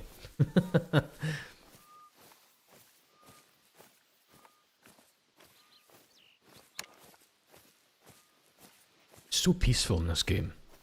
The amount of alcohol in your country shocks me. Oh, it shouldn't. Scotland is God's country, and alcohol is God's apology for making us self-aware. To quote the man, the myth and the legend himself. Who makes fantastic gin, by the way, James May. Fantastic gin. I recently drank his California Dream Gin, which is made of mushrooms, and it's surprisingly great. I like mushrooms, right? But as you know, I eat quite a lot of them in my survival instructor job. So when I was told there's a gin made of mushrooms, I thought, oh my god, here it comes. You know, I'm going to be scarred. Vietnam flashbacks to wet nights, sleeping with no sleeping bag or tarp, underneath a shelter that I've made out of twigs, shaking like a shitting dog. But it was surprisingly nice. Very nice. It's called James's Gin California Dream, if anyone's interested, and it is fantastic.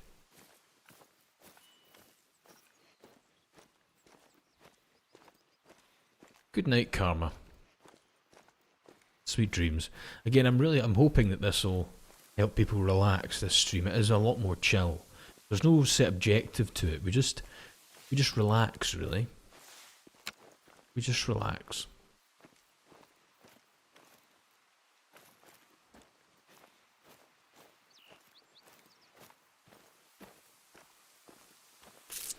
All my great grandparents on my dad's side were from Poland. Ah. Thank you for sharing that, Ace. Dziękuję. Dzięki kurwa. Dzięki kurwa. Poproszę 2 wódki. Dzięki kurwa.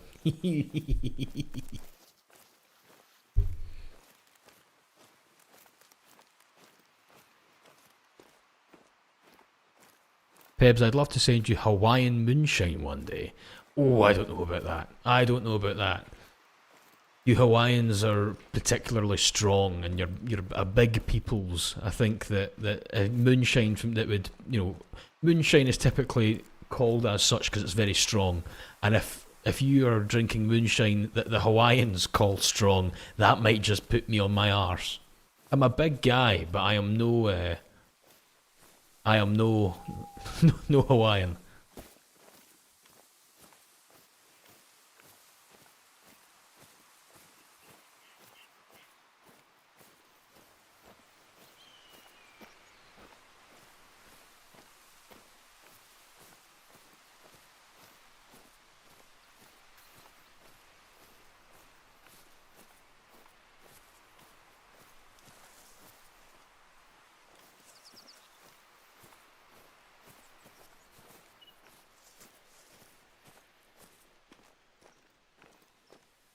Always room to try at least once.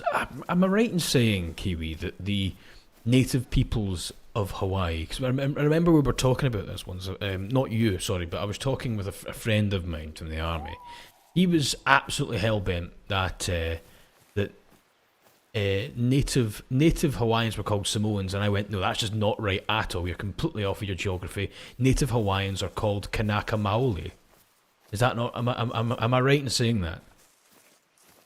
But it's because, again, he's completely. I know he's like Samoans are way off. You're talking thousands of miles off in terms of geographic location.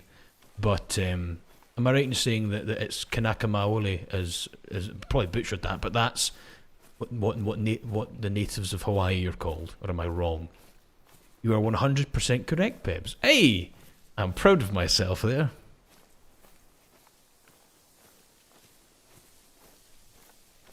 Which I believe Kanaka Maoli translates into, it's like normal people, or like native people. You know, like yeah, like the people, the ones who are there. If I'm right, I mean I could be wrong. It's been a very long time since I ever studied anything. Native Hawaiian. Ah, see, there you go. Kanaka Maoli translates to Native Hawaiian. Right, I see.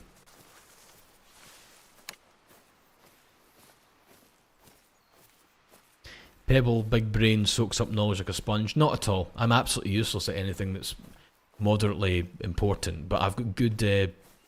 I call it general knowledge, but everyone I know calls it pub quiz trivia. You know, like you get like pub quizzes, where it's like in a pub, there's a quiz. You're split up into teams. There's a cash prize or like drinks, like free drinks prizes, and it's all about general knowledge. I am very good when it comes to obscure facts, you know, because they come up in pub quizzes all the time. Anything from, you know, in France, a pig was killed by public execution for the murder of a child. And in France at one point it was allowed for a man or a woman to marry their dead spouse so long as they were engaged prior to death. Um, to, more well-known facts like the smallest bone in the human body is in the ear. Um, the kind of things that everyone knows. Or don't eat yellow snow. The first passengers in a hot air balloon were a duck and a rooster.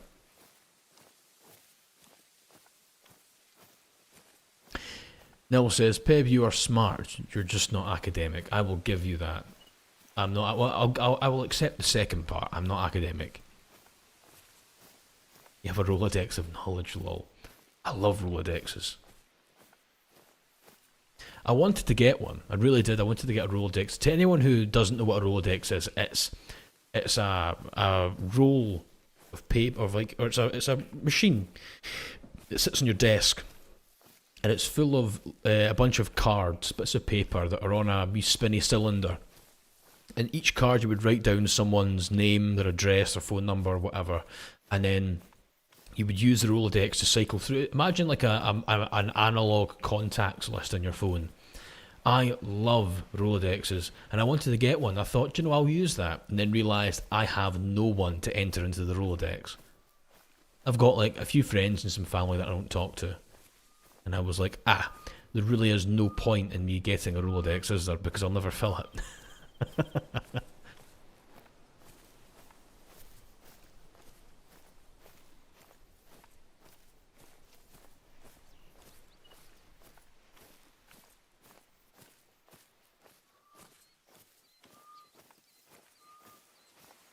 Pebs, you could have used it for recipe cards. Lazzy, you're so smart. Yes.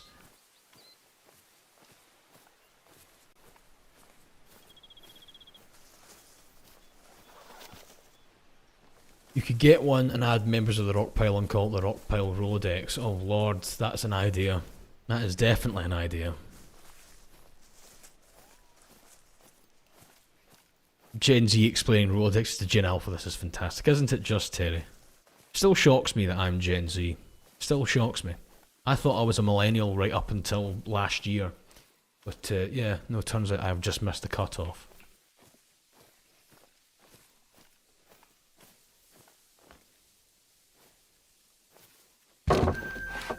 Oh, very good. Look at this.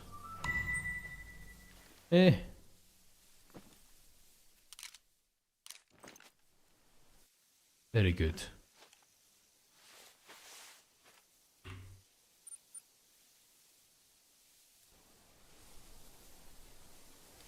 The Rockadex. Kiwi, that sounds more like a Pokedex at this point.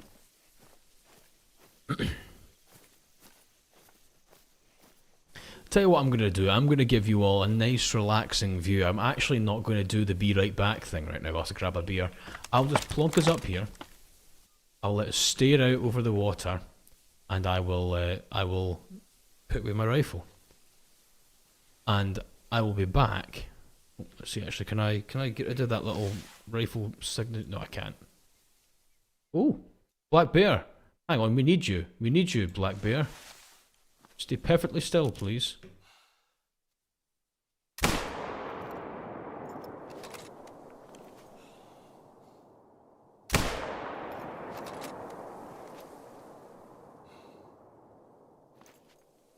Right.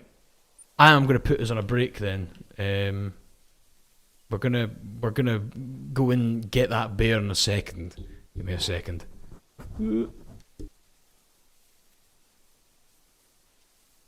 But first, beer.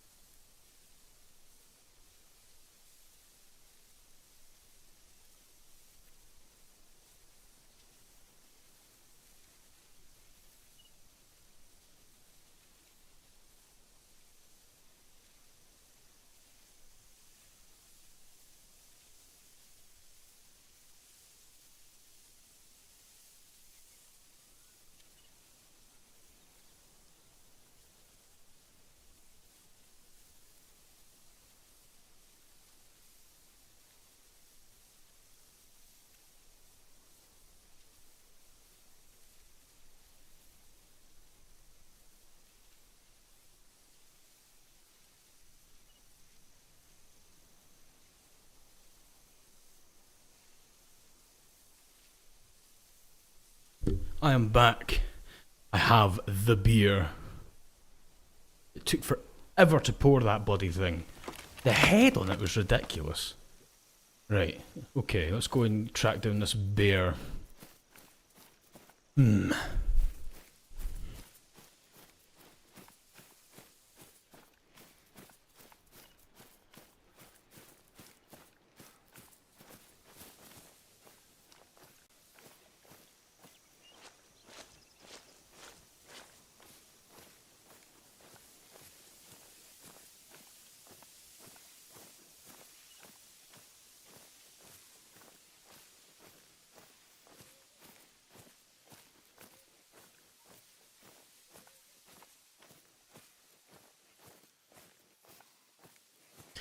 Wait, you didn't just drink it right out the bottle? Well, normally I would just drink it out the bottle, Lazzy, but unfortunately all they had was cans, and I refused to drink out of a can because, well, I have standards.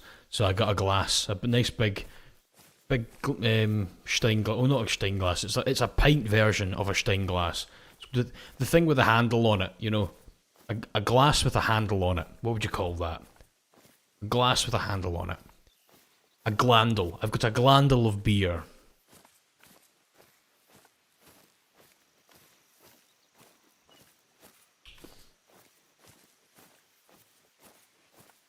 A keg. No, not a keg. Kegs are huge. It's a 568ml can, so like a pint almost. I think it is actually a pint of beer just in a can. A beer glass, that's it, boss. You're right enough. Although I do prefer glandle now. I wish I hadn't said that.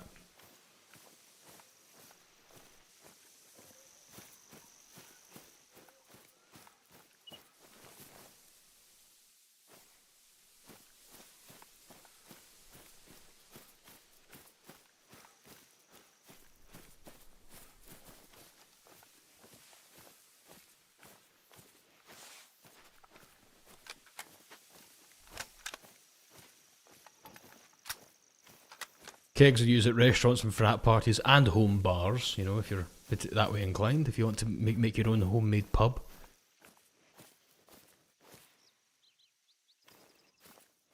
Hibbs is a proper gentleman. I am many things. A gentleman is not one of them, unfortunately.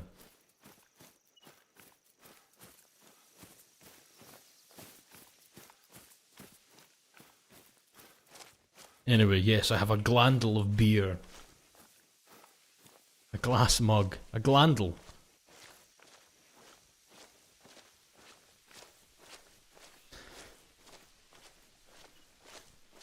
We could get a keg for Pep to store one of his home brews in. I already have pressurised kegs that I keep my home brews in if I ever, you know, I've not actually made a beer in a while.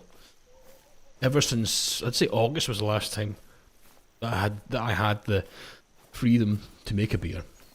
Because everything went wrong right after August. As many of the die-hard Rockpile members know, everything went horribly wrong after August. So I've not brewed a beer in a long time. Long time. Lazzy says, yeah, Peb's is not one to hold the door open for a lady, he insults him instead. That's a bit mean, Lazzy. I would hold the door open. I would just, you know, don't know what I would do. I'd probably just hold the door open, to be honest. I think about it. There's nothing wrong with holding the door open.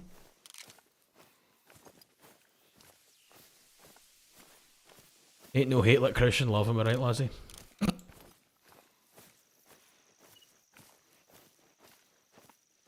How's your leg, Peb? Is you okay? No, leg's still pretty bad. I can run on it now, so I'm doing runs and running and exercising again, but it's yeah.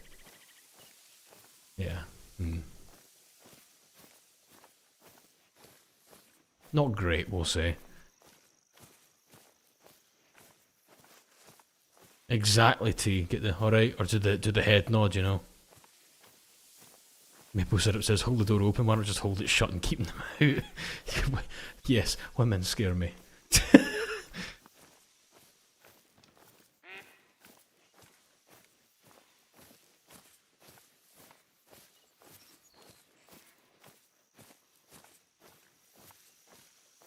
Did you just call him British? Well, I am British. Scotland's in Britain, therefore I am British. You know? And as much as, Scotland is the far superior member of the British Empire, we are still part of the British Empire. You know? I mean, the Scots, we invented everything, and we also enforced the law in all the colonies, and, we were the workshop of the world and did all the heavy lifting. And the English, they collected paychecks, I guess. The English did something. Took credit. Yes, nobody took credit quite like the English. I think we're stuck. There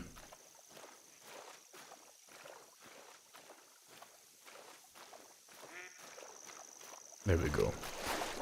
Toshiro says, he may be scared, but if he had the opportunity just to breathe the same air as Lara, I'm sure he'd take the opportunity. Oh yes. Oh yes. Very good, Nil. I love it. Nil says, fun fact, the first evidence of shagging in history of or life on Earth was found in Scotland. And I bet you that as in Scotland, the first evidence was a caveman sitting there with a 6-pack of beer, and it's like, you'll do. Alright, darling. Do you want to come back to my cave? When I listen to some rock music. Brunch. Oh dear, I let myself out.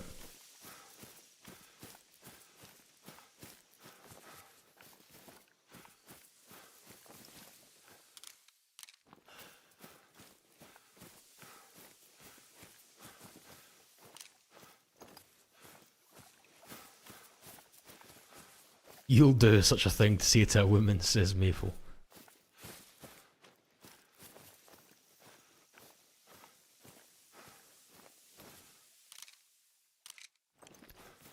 Scotland is where everything started. Yes, exactly. God's country.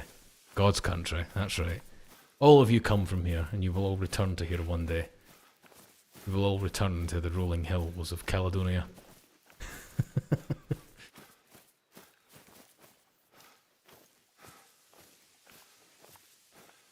Bye-bye, Coco. See you later.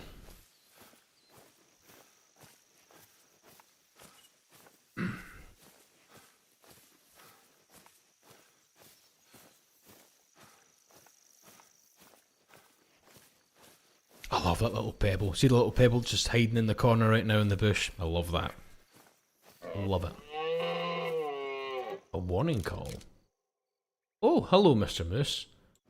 Now what will this put me up to? This will... Yes, I know, I know.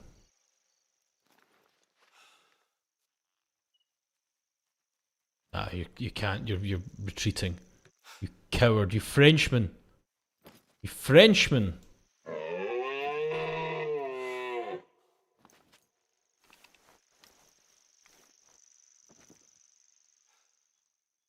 Stop turning your back on us, you French swine. Inventory. Ammunition type, 270 polymer tip will do 4 to 8. That will take down a moose. Where is the moose?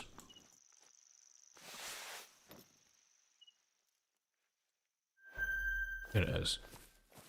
Again, it's like that that well-known military joke. Do you know that French tanks are the only tanks to have rear view mirrors? Yeah, they installed them so they could see the battlefield. Meh, meh, meh, meh, meh.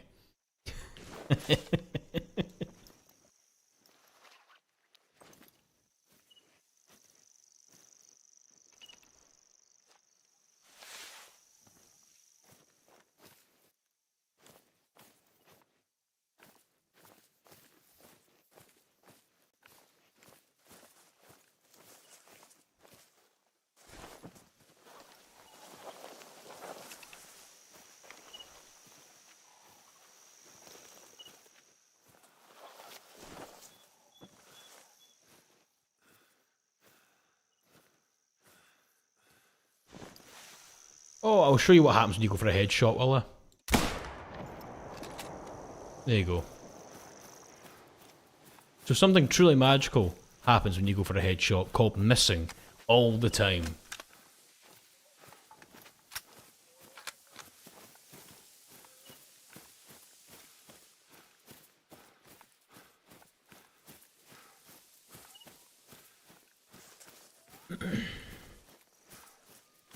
Where did it go? I don't see any footprints. I think it's because it's night time, all the footprints are obscured. What did Nell say? Nell said, you're just an Englishman with a skirt. Ah, you love me. You love me. Ah, I completely missed that shot. There's no blood splatter or anything. Well, don't worry. It's not just the French that we make fun of. You know, I think everyone in the United Kingdom makes fun of every other country in the United Kingdom. Ireland make fun of the Scots and the English. You know, the English make fun of the Scots and the Irish. Scottish make fun of the English and the Irish, and all three forget that Wales exists.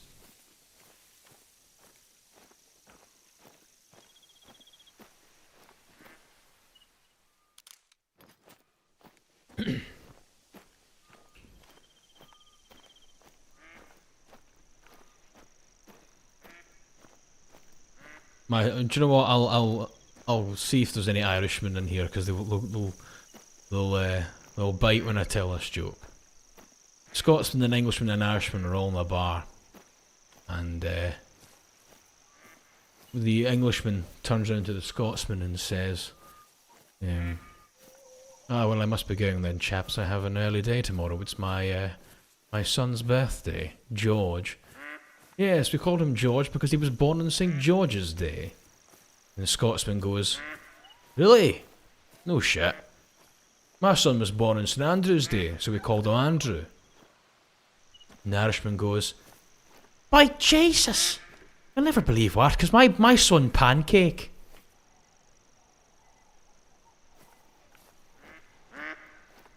Anyone who's not from the UK won't get that one.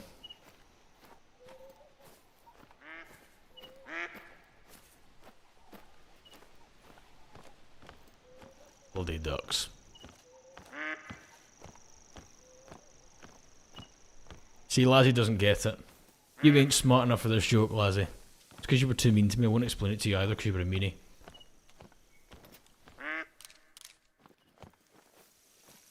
A non-Merrick Irishman. Yes, it can be done. Northern Irish girly here. Very good, Janice. Very good. Very good. See, they all come out the woodwork. See, nobody gets it. This is proof out that I have reached an international audience. Is it a Pancake Day? Yes, Ireland celebrates Pancake Day.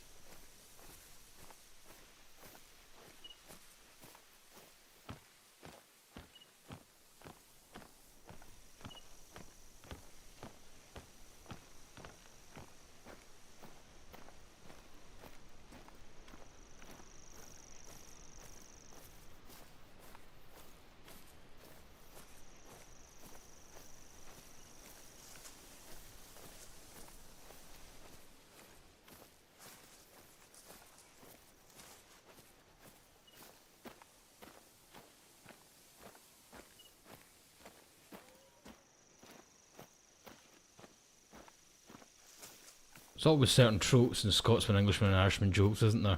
It's always that the Englishman's an arsehole, the Scotsman's bitter, and the Irishman's simple, you know? So, yeah. There's always, for example, the old joke of, there's a Scotsman, an Englishman and an Irishman, they're all working on a construction site, you know, building a new skyscraper in London. And it's lunchtime, so they're all sat atop the building, and the Englishman opens his lunchbox to see what his wife has packed for him. He goes, Ham and cheese sandwich again? I'm fucking sick of ham and cheese sandwiches. It's the same sandwich every bloody day. If I get another ham and cheese sandwich in my lunchbox tomorrow, I'm jumping off this bloody building. Scotsman opens up his lunchbox and goes, "Ah, jam sandwich again? I can't go on like this eating jam sandwiches every day of my life. If I get to see him again tomorrow, I'm jumping off as well." Next, the Irishman opens up his box and goes, "Oh, for fuck's sake, not another egg and cress sandwich. That's the fourth one in a row this week. I'm with you boys. One more egg and cress sandwich and I'm jumping." So the next day they're sitting up atop the building having lunch, and one by one they open up their lunch boxes. Englishman gets another ham and cheese sandwich, and so stands up, salutes the world, and jumps off. Splat. Scotsman opens his and finds another jam sandwich. He turns round, throws his bonnet off the side of the roof, and jumps off next to it. Splat. The Irishman, egg and cress, same thing. Splat. A week or so later, you get the three widows. They're all talking at the memorial service, and the English widow says through tears, "I can't believe it. I had no idea George hated ham and cheese so much. If I'd only known." The Scottish widow says, "Duncan did say he was getting a bit bored with jam, but I didn't realise he hated it so much. I wish he'd have let me know how he really felt." And the Irish widow says, "I just don't understand. Paddy packed his own lunch."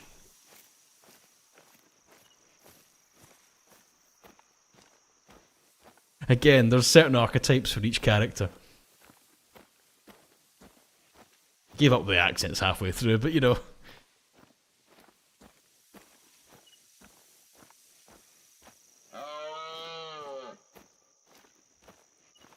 I do love cheesy jokes. I really do.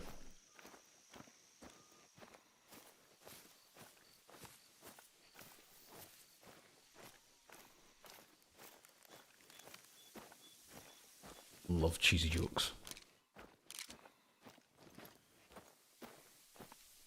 Oh, you missed it, Fairy. Oh well.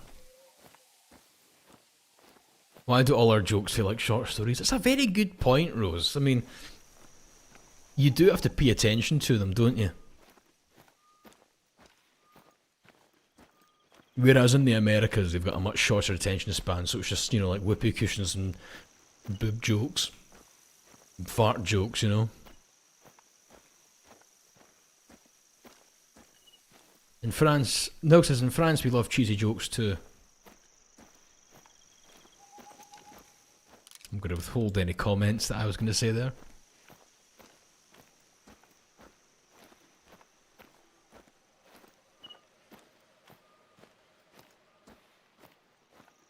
We'll do another half an hour, then I think we'll end the stream here. You know, this has been a nice, relaxing stream, hasn't it? It's been good. I've enjoyed it. But I think we don't want streams like this to go too long.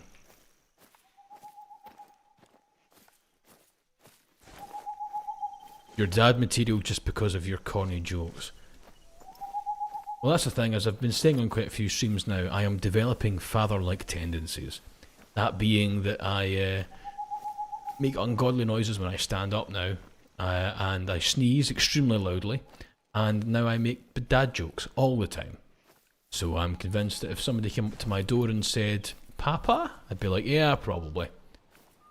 My time has come." Chill streams allow you to see the chat more. You're right now. Terry says, "Don't make fun of America, child. If it wasn't for us, your little Scottish ass would be speaking German." False. That was Russia. Germans, you know, that wouldn't have come to pass with or without America, unfortunately.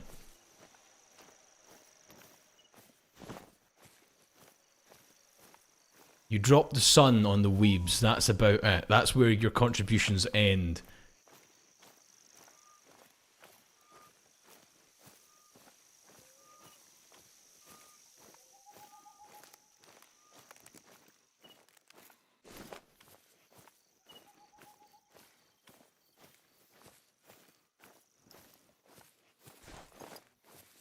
I love how everyone instantly goes, "Yeah, it was Russia.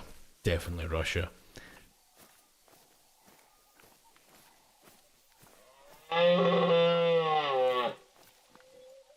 Oh, hello.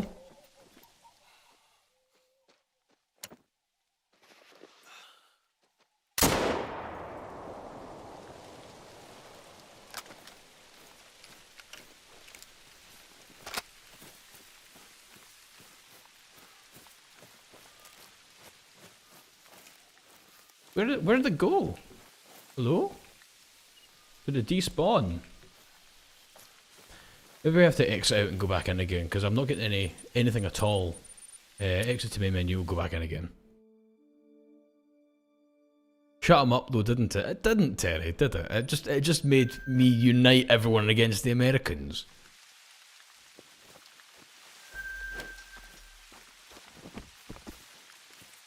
America has this fantastic ability to unite every other country against it.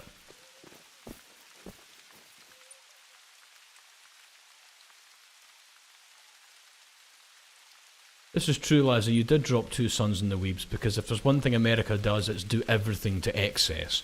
Bigger is better, etc.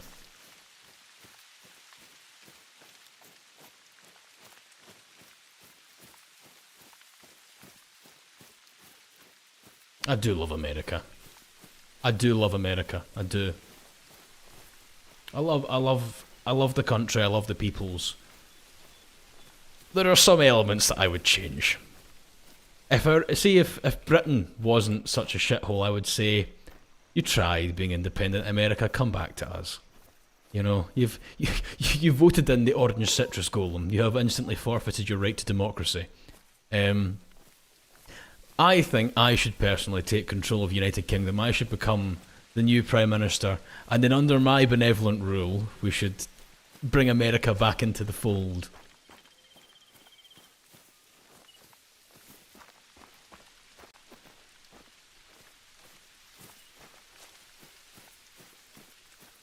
Paid for Prime Minister. I don't think I can be Prime Minister because I'm Scottish. I think I can only be... Well, actually, that's not true. I believe I can be Prime Minister, but it's very hard for me to do that. I think I need to be the First Minister of Scotland, which is kind of like the Prime Minister's bitch boy. Oh, what's that?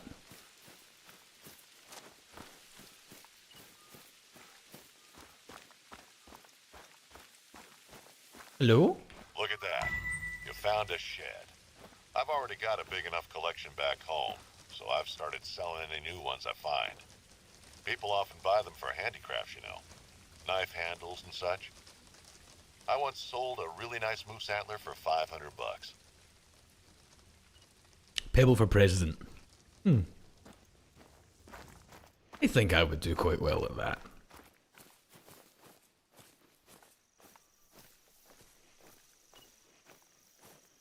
P.M. Pebble stands for president. If you want to stay yes, I am President Ebel. You've caught me. You know, antlers that are the name's Business, Lord animals. Business. They're rare to find and very popular to collect. I would be one of those presidents, and I understand the issue with presidents is that if like House of Representatives, from what I understand, are the ones that propose a bill. It then has to be approved by the Senate, and then the president can veto it. But that's about it. That's why I'm saying we need to make me the prime president. You know, President Prime, and I need carte blanche to propose whatever rules I want. And I think the first thing I would do, just to see what would happen, is I would set income tax to 10% for everyone, regardless of how much money you make, just to see what would happen. Just completely give everyone all their money and say, this is your money, you've earned it, do whatever you want with it.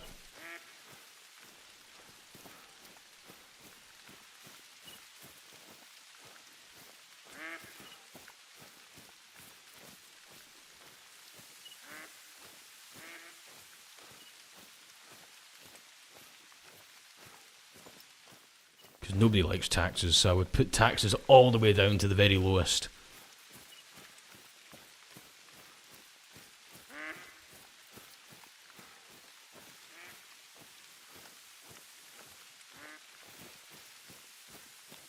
Yeah, trickle-down economics doesn't work. You're right, Ace. Trickle-down does not work.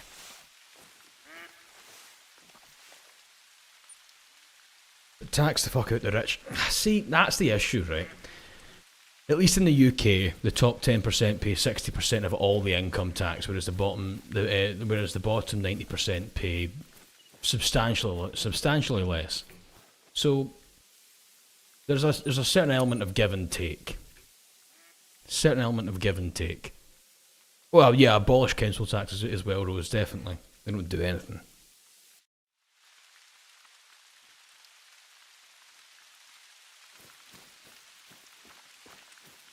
Like the horrendously wealthy, you know, like there should be no such thing as a billionaire. You should get to like 999 million, and then any money you make over that should just be 100% taxed. You get a statue, you get a park named after you, and that's it. You know, but right now I think the worst pay range you can be in right now is £125,000, so about $175,000, because, which is again like, that is like the top 1% of earners in the UK, because, or top 3% maybe, because the amount of money that you pay in tax on that is ridiculous. You walk away with like 60,000. That's a bit of an exaggeration, but if you take away the child benefits, you lose as well. Oh yeah, Lazzy, like wage stagnation is a real thing in the United Kingdom. It's a real thing. Toshiro says, it's crazy how money has invaded all aspects of our life. Exactly, yeah, that's why I do a lot of like the wildlife, bushcrafty stuff, and it's like I'll be sitting down in a shelter that I've made in a couple of hours, eating a rabbit that I've just caught, and I think to myself, I'm happy. You know, I've got tea that I've made from berries. I've got rabbit. I've got shelter. Like, this is all I need, and it hasn't cost me a penny. It's free. You know, life is free. It's human beings that have monetized it.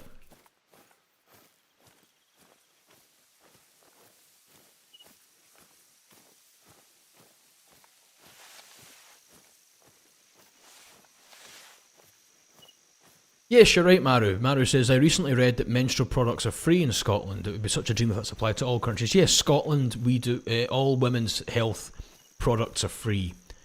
By that, I mean that there are free alternatives. Like, obviously, like, you can pay for, like, you can pay for say, if you prefer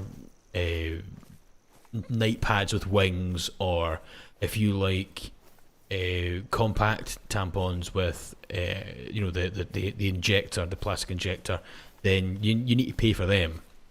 But standard tampons, standard pads, they're free in the United Kingdom, and menstrual cups too. Can't think of it. Why don't I know so much about menstrual products? It's such a weird thing to know about. Why do you know our secrets? Exactly, Lazzy. Yeah.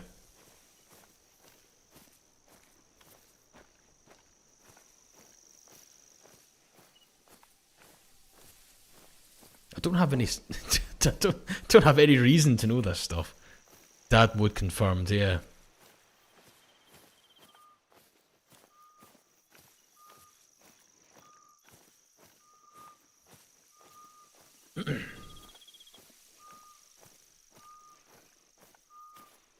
Yeah, you're right. You're right, Argus. Nothing like that. No sisters or any other. No women in the immediate vicinity. Girl dad, yeah, absolute girl dad awakened. Dearie me. T says, good knowledge to have when you wife up Lara. Oh.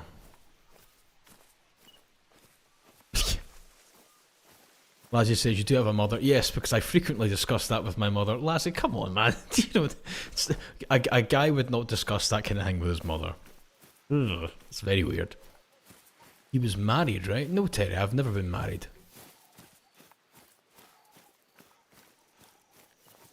I have never been married. I'm 25, my dear. It'd be an awfully short marriage.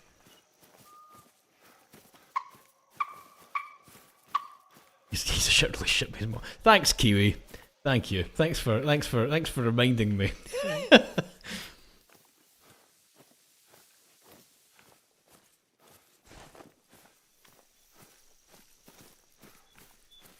You got engaged to look at. No, it was a shotgun engagement. A lot of you members were forcing me. This Shark Lover says, you're 25, I thought you were like 40. Still unk though. How old are you? Like Shark Lover, I don't want to ask how old you are, because you'll hit back with something disgusting like 19 or something. Or 20.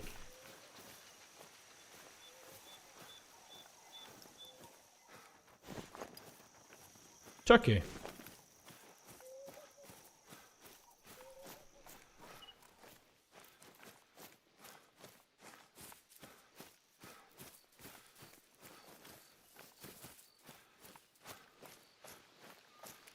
Where does Gen Z stop for you? Apparently Gen Z is 1997 to like 2000 and something. And I was born in 2000. Spooky Kitty said, Pebs, the fact you could make a run to the store and bring home the correct pad with wings for Lady makes you manage material. Oh, I wish. That's a bear. It's a bear. Shh, we need this bear. We need this bear.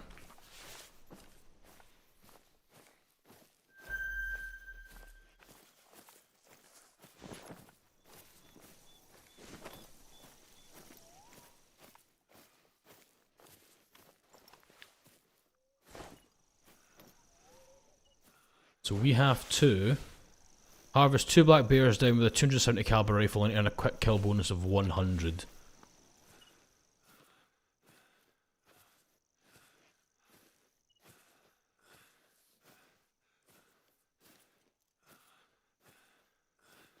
They're all good, Kiwi, don't worry about it.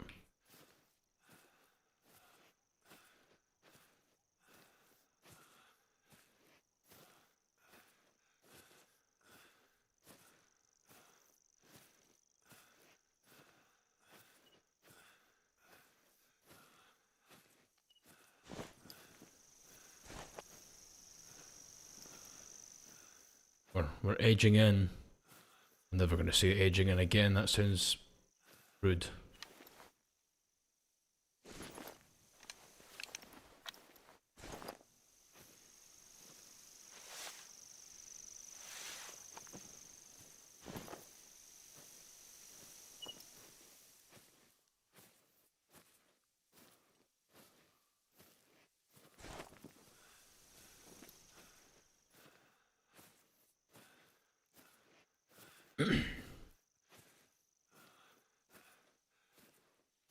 Yeah, Mia, you're right. Mia says it's still funny to me to see how old people think I am.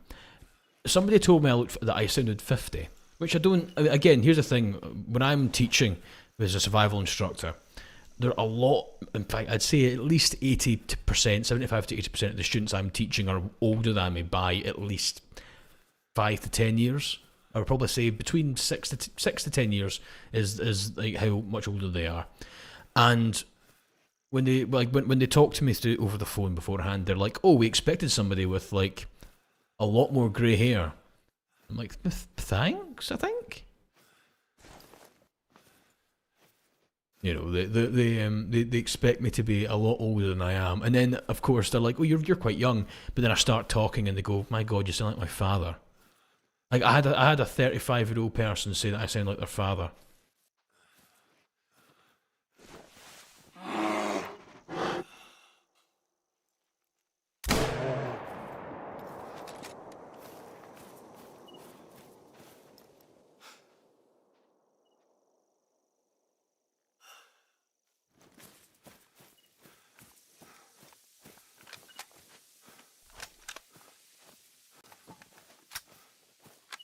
Teddy says, with your personality, you really seem older. I was shocked when I heard you were only 25. Yeah.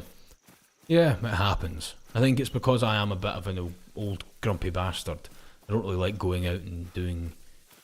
Never like clubs, you know, but I like a nice wee quiet pub. Nice wee quiet pub will do me nicely.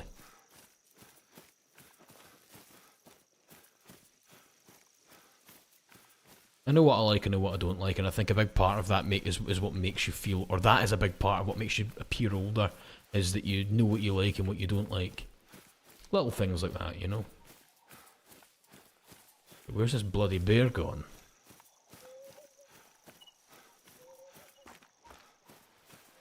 Shit hunting at night, isn't it? Can't say I'm a fan of it.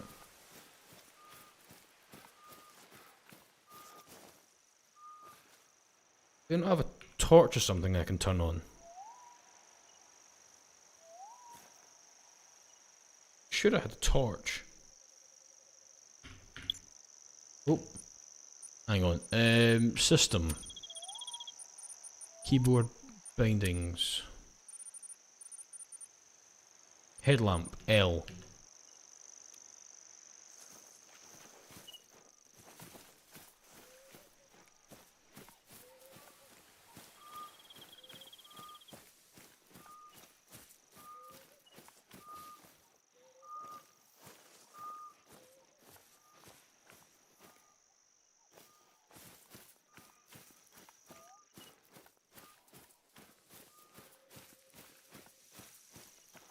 Yeah, I have no idea what this bear is. It's really annoying.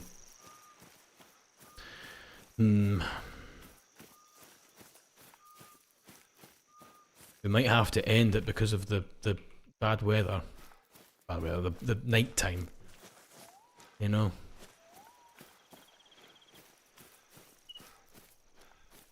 Kip said, people think I'm 9th grade, but I'm starting college soon. How old are people in 9th grade? We don't have grades.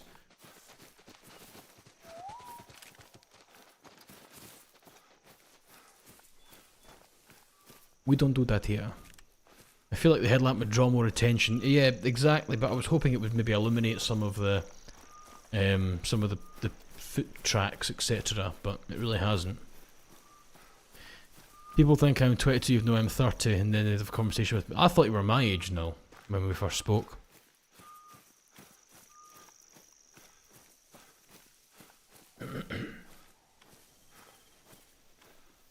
Very beautiful. This game is very pretty, isn't it? I mean, look at that. The rays and the trees. The moon. Very pretty. I like this. This is a nice game. Oh, I'm just going to get comfortable in my chair and look at the moon for a bit. Have a sip of my beer.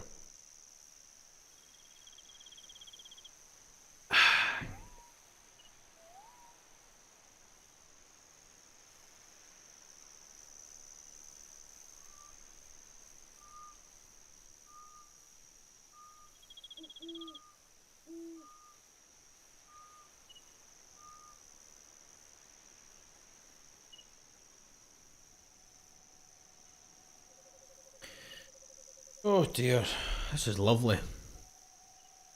This is nice and relaxing. This room is still quite echoey, unfortunately, because there's nothing in it, you know? It's very empty.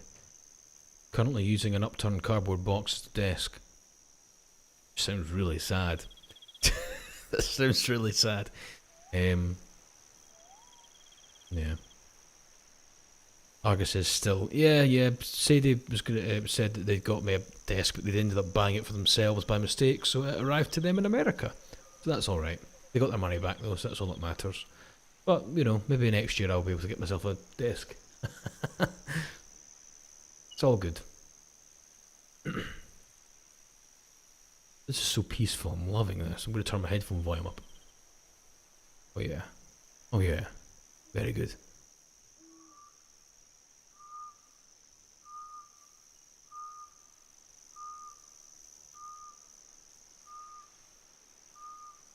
Everything about your personality says Gen X Pebs, says Terry. I'll take that. C says, or you could just put one up on your throne. I could. I won't, because you've already done more than enough for me, but I could. How much is the desk after Pebs? No idea, Rose. No idea. Just a desk, one that will work, you know? And one that won't crack and crinkle and make all these, you know, a solid desk, one that I can record on and it won't ruin the sound quality of the mic. Put it on throne. I'll have a look. I'll try and find something off of like IKEA or some other cheap place. This is nice and peaceful. I'm loving this.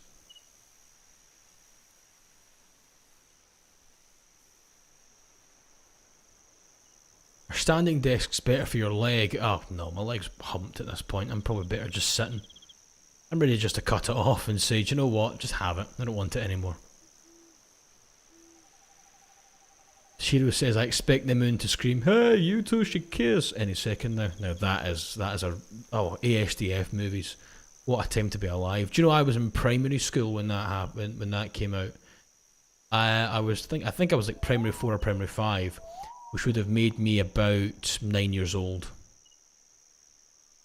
What happened to your leg? Injured it with the army, Taffy. Injured it twice. Injured it really bad.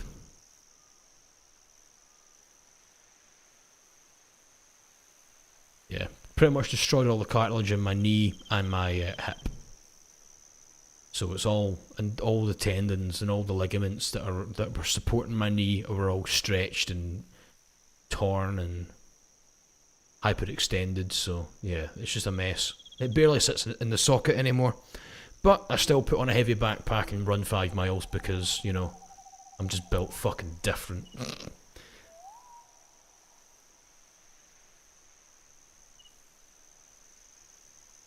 I'm doing the kilt walk again next year for charity. I did it this year. It was 23 miles, but I did an extra 7 miles at the end to take it to 30. I carried 40 kilos on my back, so I think that's about £90. Yeah, I think that's about £90 on my back, and I did 23 miles in less than 4.5 hours, which was, yeah, alright I suppose. Yeah, into like running on the downhills and the flats and then walking the uphills. And I'm doing it again this year coming. I'm going to do it again for the same veterans charity, but this time I'm going to up the weight from 40 kilograms or £90 to roughly about 48. So, yeah, almost £100. Don't ever do it again. The blushes you got last time were gnarly. Yeah, Kiwi, that was just poor admin, unfortunately. But yeah, I'll be fine this time around. I was trying out some new kit, and turns out that testing it on 23 miles is not wise.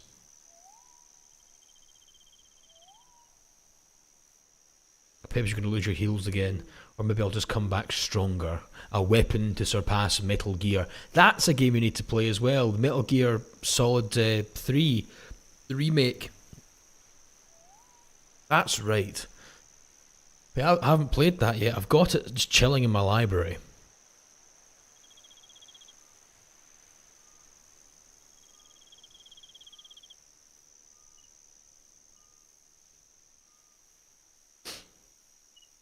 Tell you what, I'll finish my beer and then we'll end the stream. I think I've got 2 more sips left in it. But, yeah. I need to get back in the saddle again with Pebble. Like, with finishing off some series, you know. I need to finish the Mermaid series. I do. Because obviously moving apartments and everything, that took up an awful lot of time, and now I'm in this fucking echoey room, so I feel like it's compromising the quality. I'm finding all these reasons like not to finish things. I need to get my finger out and just do it, you know, get my thumb out my arse and just get to work. Because we've only got 2 more episodes left of that series and it's done.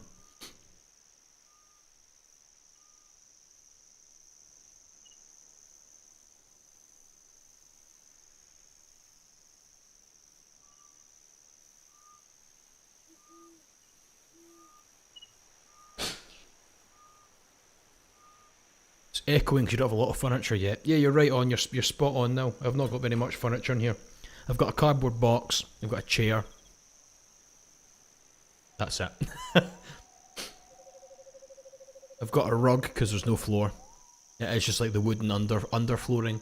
And I've put a rug that you all bought me on throne on top of that. So I'm sitting on a little bit of floor that has stuffs on it.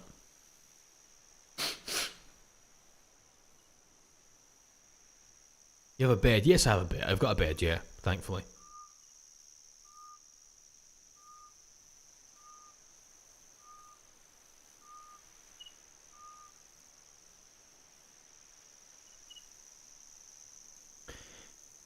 This is so peaceful. I'm actually loving this. I'm just reading the chat, watching it tick over. It's brilliant. This is really nice. I'll put away the rifle. Very good. This is lovely.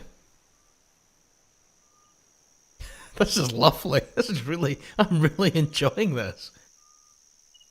I'm going to turn my volume up even more. Ah, yes. I am home. I am home.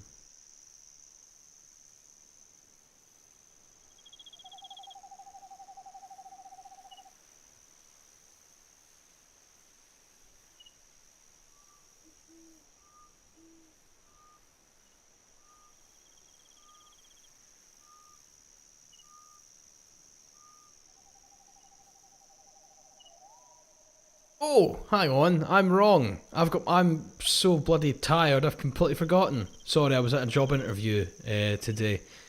Edo actually got me a desk on throne. I completely forgot. I was just checking my throne orders there, and yeah, Edo's got a desk, so that'll be coming in the next 2 weeks. My God.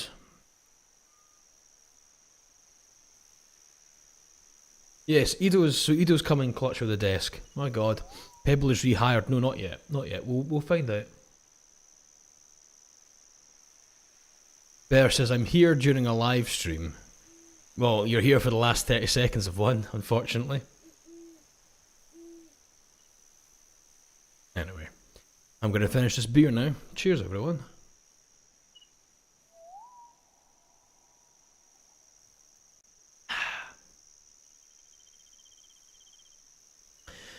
Alright, and I think that's us. This was quite a nice stream, wasn't it? Nice and relaxing.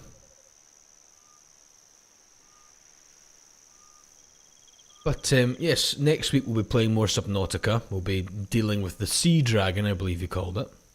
Perhaps you could just record this and make it a soundscape. I could, couldn't I? That'd be so much easier, wouldn't it?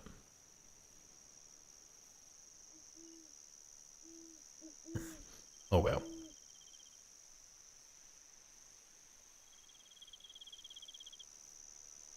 Yes, yes, I'm sleeping in my bed. Yes, I am. Right. I will see you all potentially next Monday. I might need to miss it because I might have to head into Glasgow again for a follow-up interview if all goes well. I'll find out tomorrow. But yeah, so either Monday for some game, or I will do Thursday. Oh, hiccups. Back to when is Thursday? Thursday the 20th.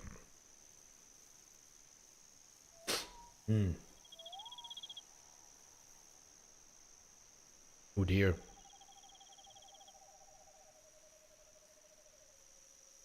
Might be busy all next week actually. That's a bit of a pain in the arse. We'll take it as we come then. We'll take it as we come. But yeah, I'll do my best. Anyway, thank you so much everyone for listening. And yeah, keep an eye out on Patreon over the next couple of days. The soundbites will be coming out, and then by the end of the month the Holy Peb audios will be out too. There's going to be another YouTube audio coming out this week. It'll either be another episode of the boss and the employee speaker, you know, like the flirty boss and then the shy employee, or it will be a werewolf audio. A werewolf that gets separation anxiety because he's in the city, in the apartment, and the listeners out enjoying themselves. So it'll either be a werewolf or it will be another episode of The Employee. Anyway, either way, I hope you enjoy it. But I will see you in the next one. Goodbye. Helps if I do the right transition, doesn't it? I just transitioned it to the same page. Try that again, one more time with feeling. I will see you in the next one. Goodbye.